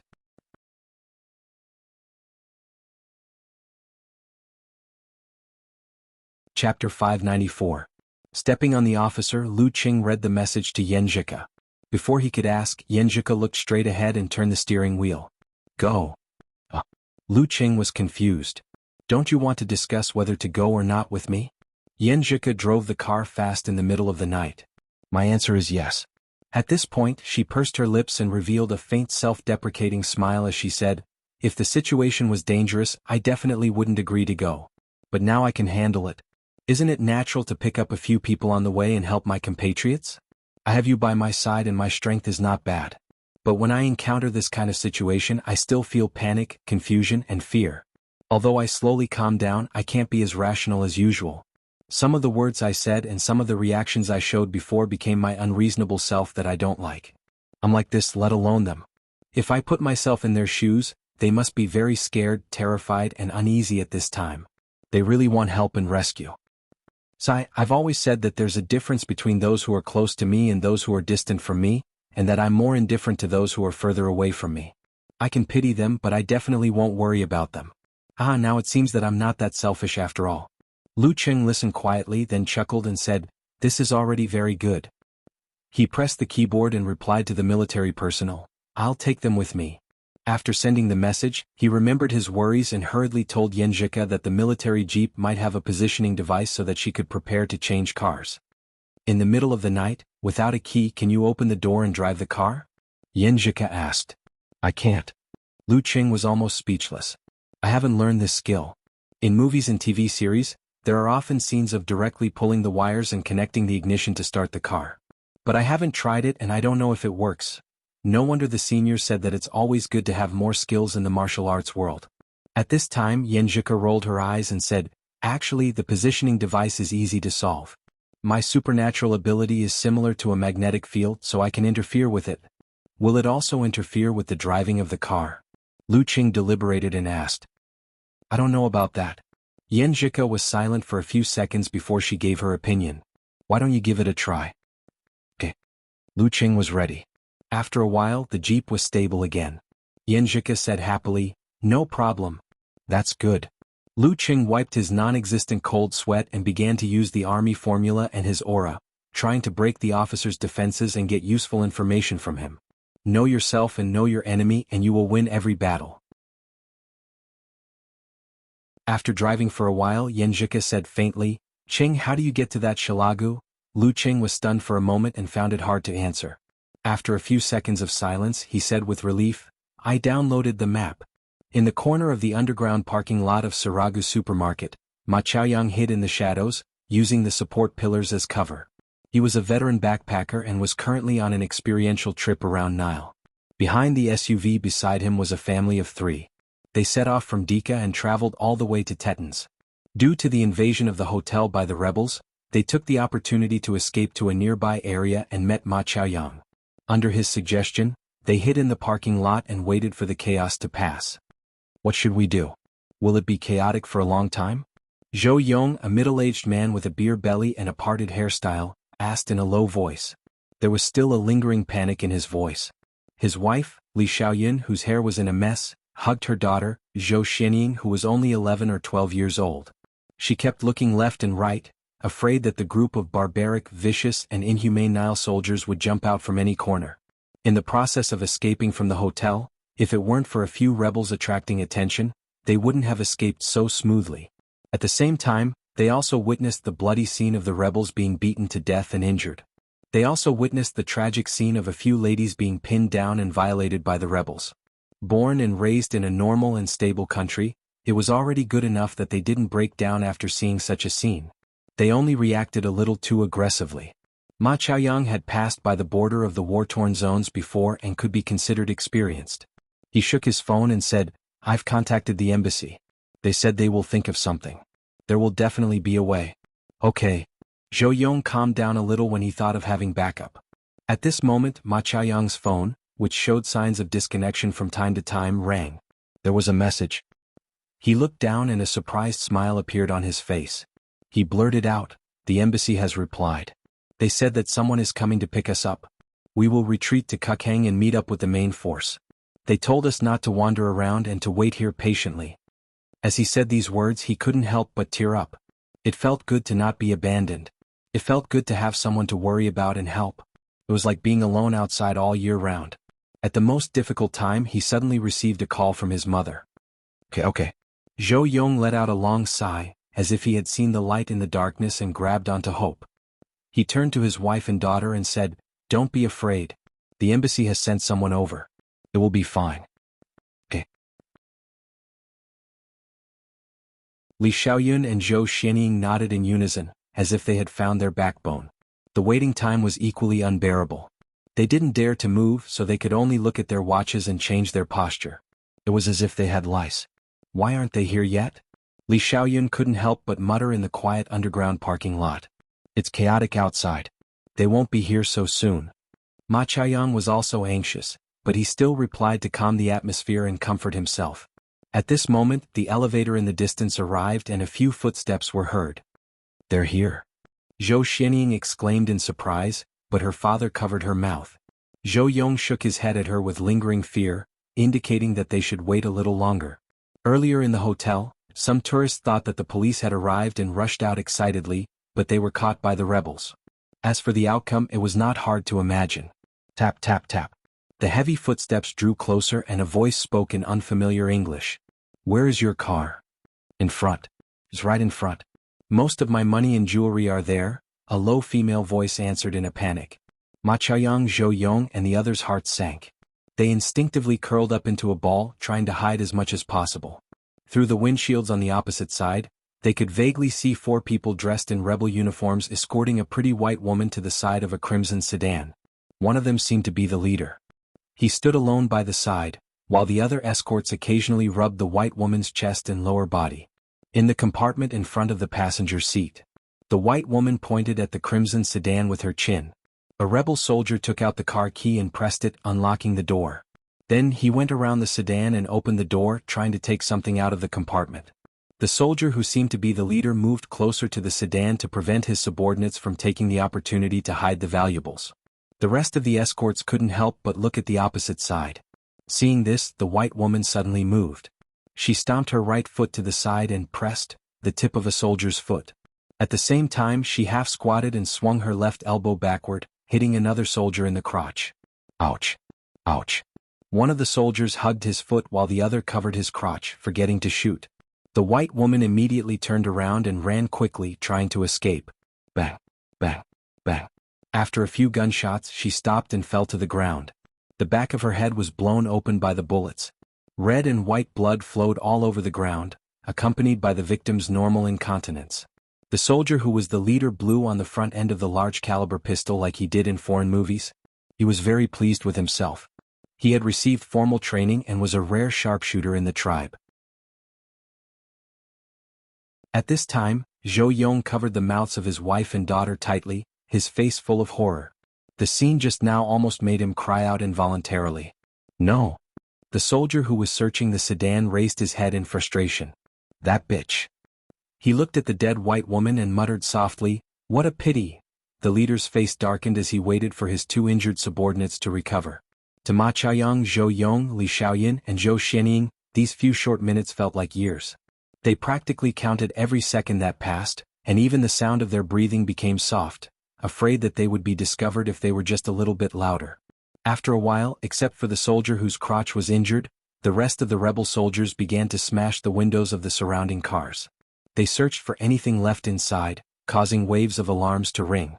Perhaps they were tired, or perhaps they felt that this was not a big gain and that they might as well rob other places. The group of soldiers left the parking lot not long after, leaving behind a silence filled with the smell of blood. Ma Chaoyang and Zhou Yong looked at each other, exhaled and collapsed. They did not know when this nightmare would end. At this time, they heard the familiar Hua Nation language and they heard standard Mandarin. "Ma Chaoyang? Zhou Yong? The people from the embassy are here? Is the rescue team here?" Ma Chaoyang and the others jumped up and ran out. At this moment, the Hua Nation language that they used to find so ordinary was like the sound of nature from the light, so intimate and so pleasant to the ears. When they came out of the hiding place they saw a couple. They were very young and looked more like a college couple. The girl was beautiful and elegant, like a light source in the darkness. The young man was chiseled and calm. Although he was not a soldier, the latter had a calming and comforting power. Zhou Yong, Li Xiaoyin, and the others felt like they had just escaped death. They instinctively said, "You." Lu Qing interrupted them and said with a smile, "We are from the military. We came here according to the embassy's instructions. Don't waste any more time. Get out of here as soon as possible." Hearing this, Ma Qiaoyang and the others could no longer hold it in. Their vision blurred. "P.S. Zhou Yong, please recommend me. Damn, I'm allergic. The punctual update record I've maintained for several days is gone."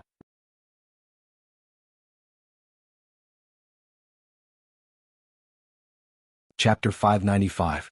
Lu Qing didn't waste any time and asked directly, "Do you have a car?" With so many people, it would be troublesome to squeeze into a single jeep. "No."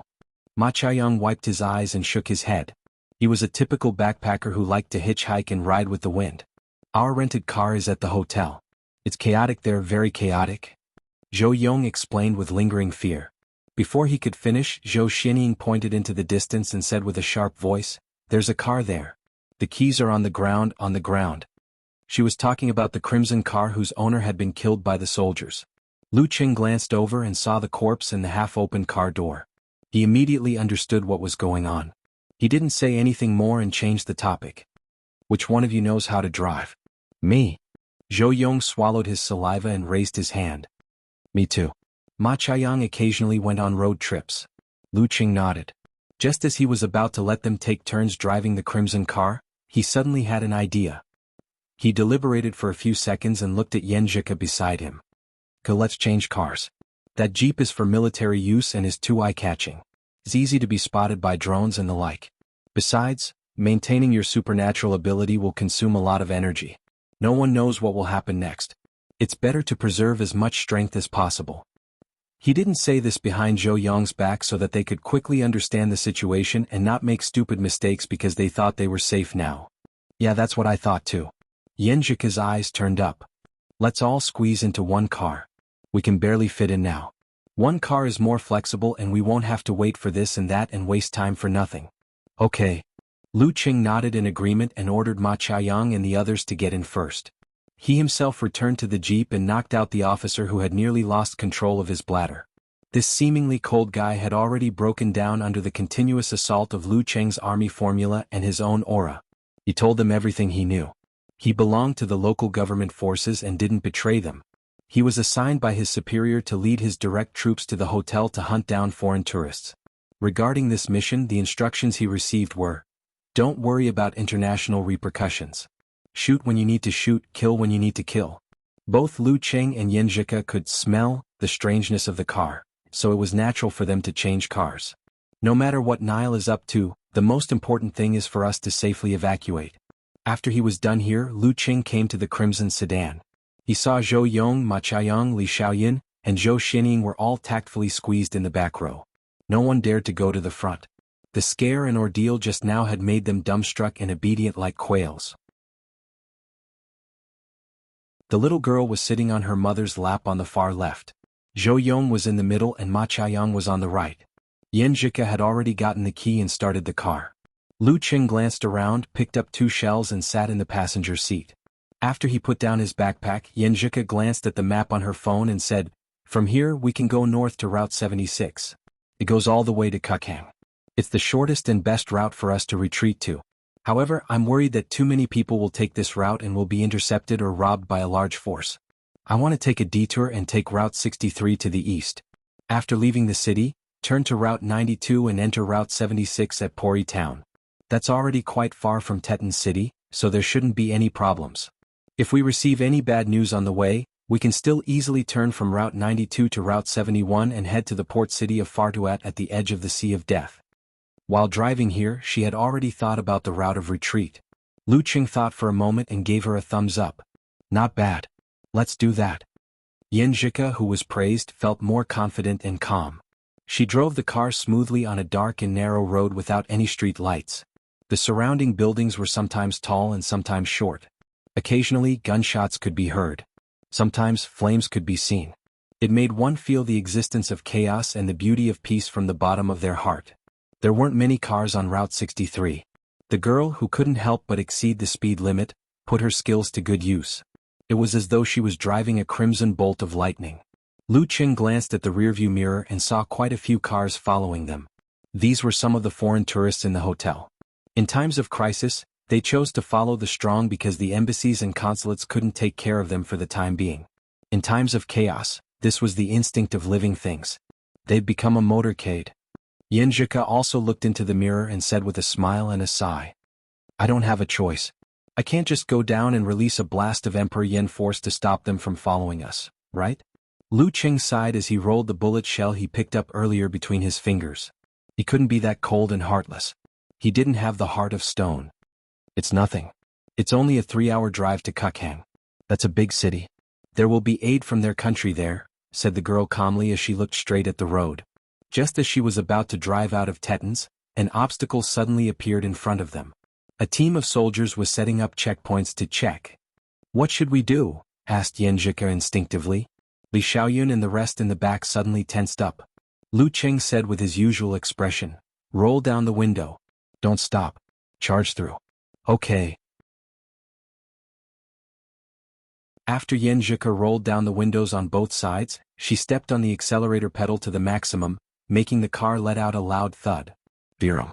The car was like an arrow released from a bow and approached the checkpoint with a whoosh. The group of soldiers panicked at first, then raised their guns. Lu Qing extended his right hand out of the window and rubbed his index and middle fingers together. The bright yellow bullet shell immediately flew out. It was so fast that it looked like it had just left the barrel of a gun and created dazzling sparks. Bam! The bullet shell penetrated the forehead of a soldier and exploded with a boom. It was as though a cannon had struck this place. Countless bones flew out along with the red light. The rest of the people were screaming in pain. They covered their heads and scurried away like rats, showing the true colors of an unorganized and untrained rebel army. Kacha. The car crashed through the railing and wanted to speed through. An officer calmed himself down and took the opportunity to shoot at the driver's seat. With a casual flick of his left wrist, another shell flew out. This time it was faster and more urgent than the previous one. Boom. The officer was instantly enveloped in red flames. His badly damaged body scattered around. The crimson car rushed through the checkpoint and drove into the long road of yellow sand, followed by one car after another. The team that had lost their officer retreated back to the base in a sorry state. They saw their superior, Brigadier General Ferrio. This young man with eyes as blue as the ocean and a face full of mature facial hair led the guards. With his hands behind his back, he patrolled the front of the defeated soldiers. "Sir General, this is what happened."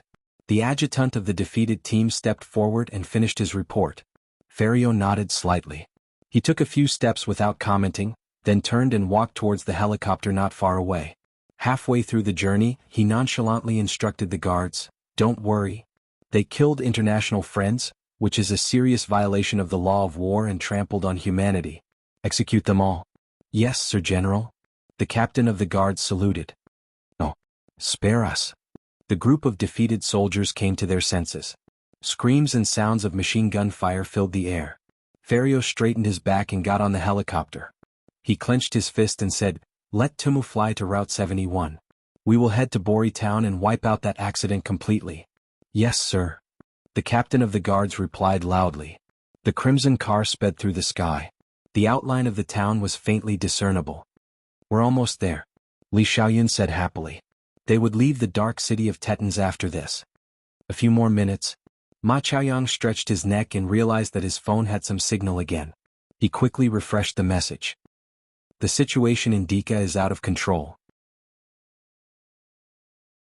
The rebel army is looting and the government army has started to take on the role of bandits. They killed many tourists. A new superhero has appeared." Ma Chaoyang read out the situation from last night. "Superhero?" Lu Qing asked in confusion. "Isn't that an American trait?" Ma Chaoyang explained, "It seems that an American tourist was brutally murdered, and this angered a strong man who was traveling in Nile. He took revenge on the government and the rebel army in the form of a superhero. He killed one of their generals, the real generals, Kafir and Mutheo. He called himself Dark Knight Bat." "General? The real generals?" Lu Qing and Yanjika looked at each other, their eyes filled with shock and astonishment. Excluding the promotion of the command system in Nile, General, was synonymous with terror grade and physical invulnerability grade. Judging from Ma Chaiyang's tone, he was obviously referring to the latter. 2 physical invulnerability experts had fallen? In just one night, the coup had led to the fall of 2 physical invulnerability experts? In a one-on-one fight between physical invulnerability experts, it was easy to win but difficult to kill. Was that Dark Knight Bat a taboo-level superhero? Or was he not the only one? Moreover, why would the 2 parties involved in the coup provoke foreigners for no reason? Why was the situation so out of control? Was military discipline completely disrupted? The development of this matter was getting weirder and more exaggerated. We have to evacuate as soon as possible. Lu Cheng and Yen Zhika understood each other's eyes. One sped up the car while the other observed the surroundings. Vroom vroom vroom. The family car was driven like a supercar and flew into the town. There were checkpoints set up by soldiers at the front and a helicopter hovered above. Lu Cheng's eyelids twitched. His instincts told him that there was going to be big trouble. Turn around. No, wait a while more, he said calmly. After a dozen seconds, an off-road vehicle in front of them charged towards the checkpoint, taking advantage of its heavy weight. Amidst the sounds of gunfire, it broke through the barrier. Suddenly, a rocket flew through the air and hit the off-road vehicle with a bang. Boom. The violent explosion stopped the following vehicles in their tracks. Flames billowed like mushrooms. In the helicopter, Ferrio held a cigar and watched the scene leisurely. His military uniform was neat and tidy. Cars turned around frantically. Only then did Yen Zhika move. She blended in with the crowd and didn't attract any attention. At this moment, another beam of fire shot out from the helicopter and hit the back, causing another loud sound and intense fireworks. Everyone stop your vehicles and be checked one by one, the officer guarding the checkpoint shouted with a loudspeaker. P.S. Looking for recommendation votes that you're tuning in to the Han Lee's Wuxia Chronicles YouTube channel. We're so grateful for your support and don't forget to subscribe to join us on this incredible journey through captivating stories. Your generosity through donations truly makes a world of difference, as it's the primary source of revenue that allows me to expand and enhance this channel for you. Thank you from the bottom of my heart for being a part of this adventure.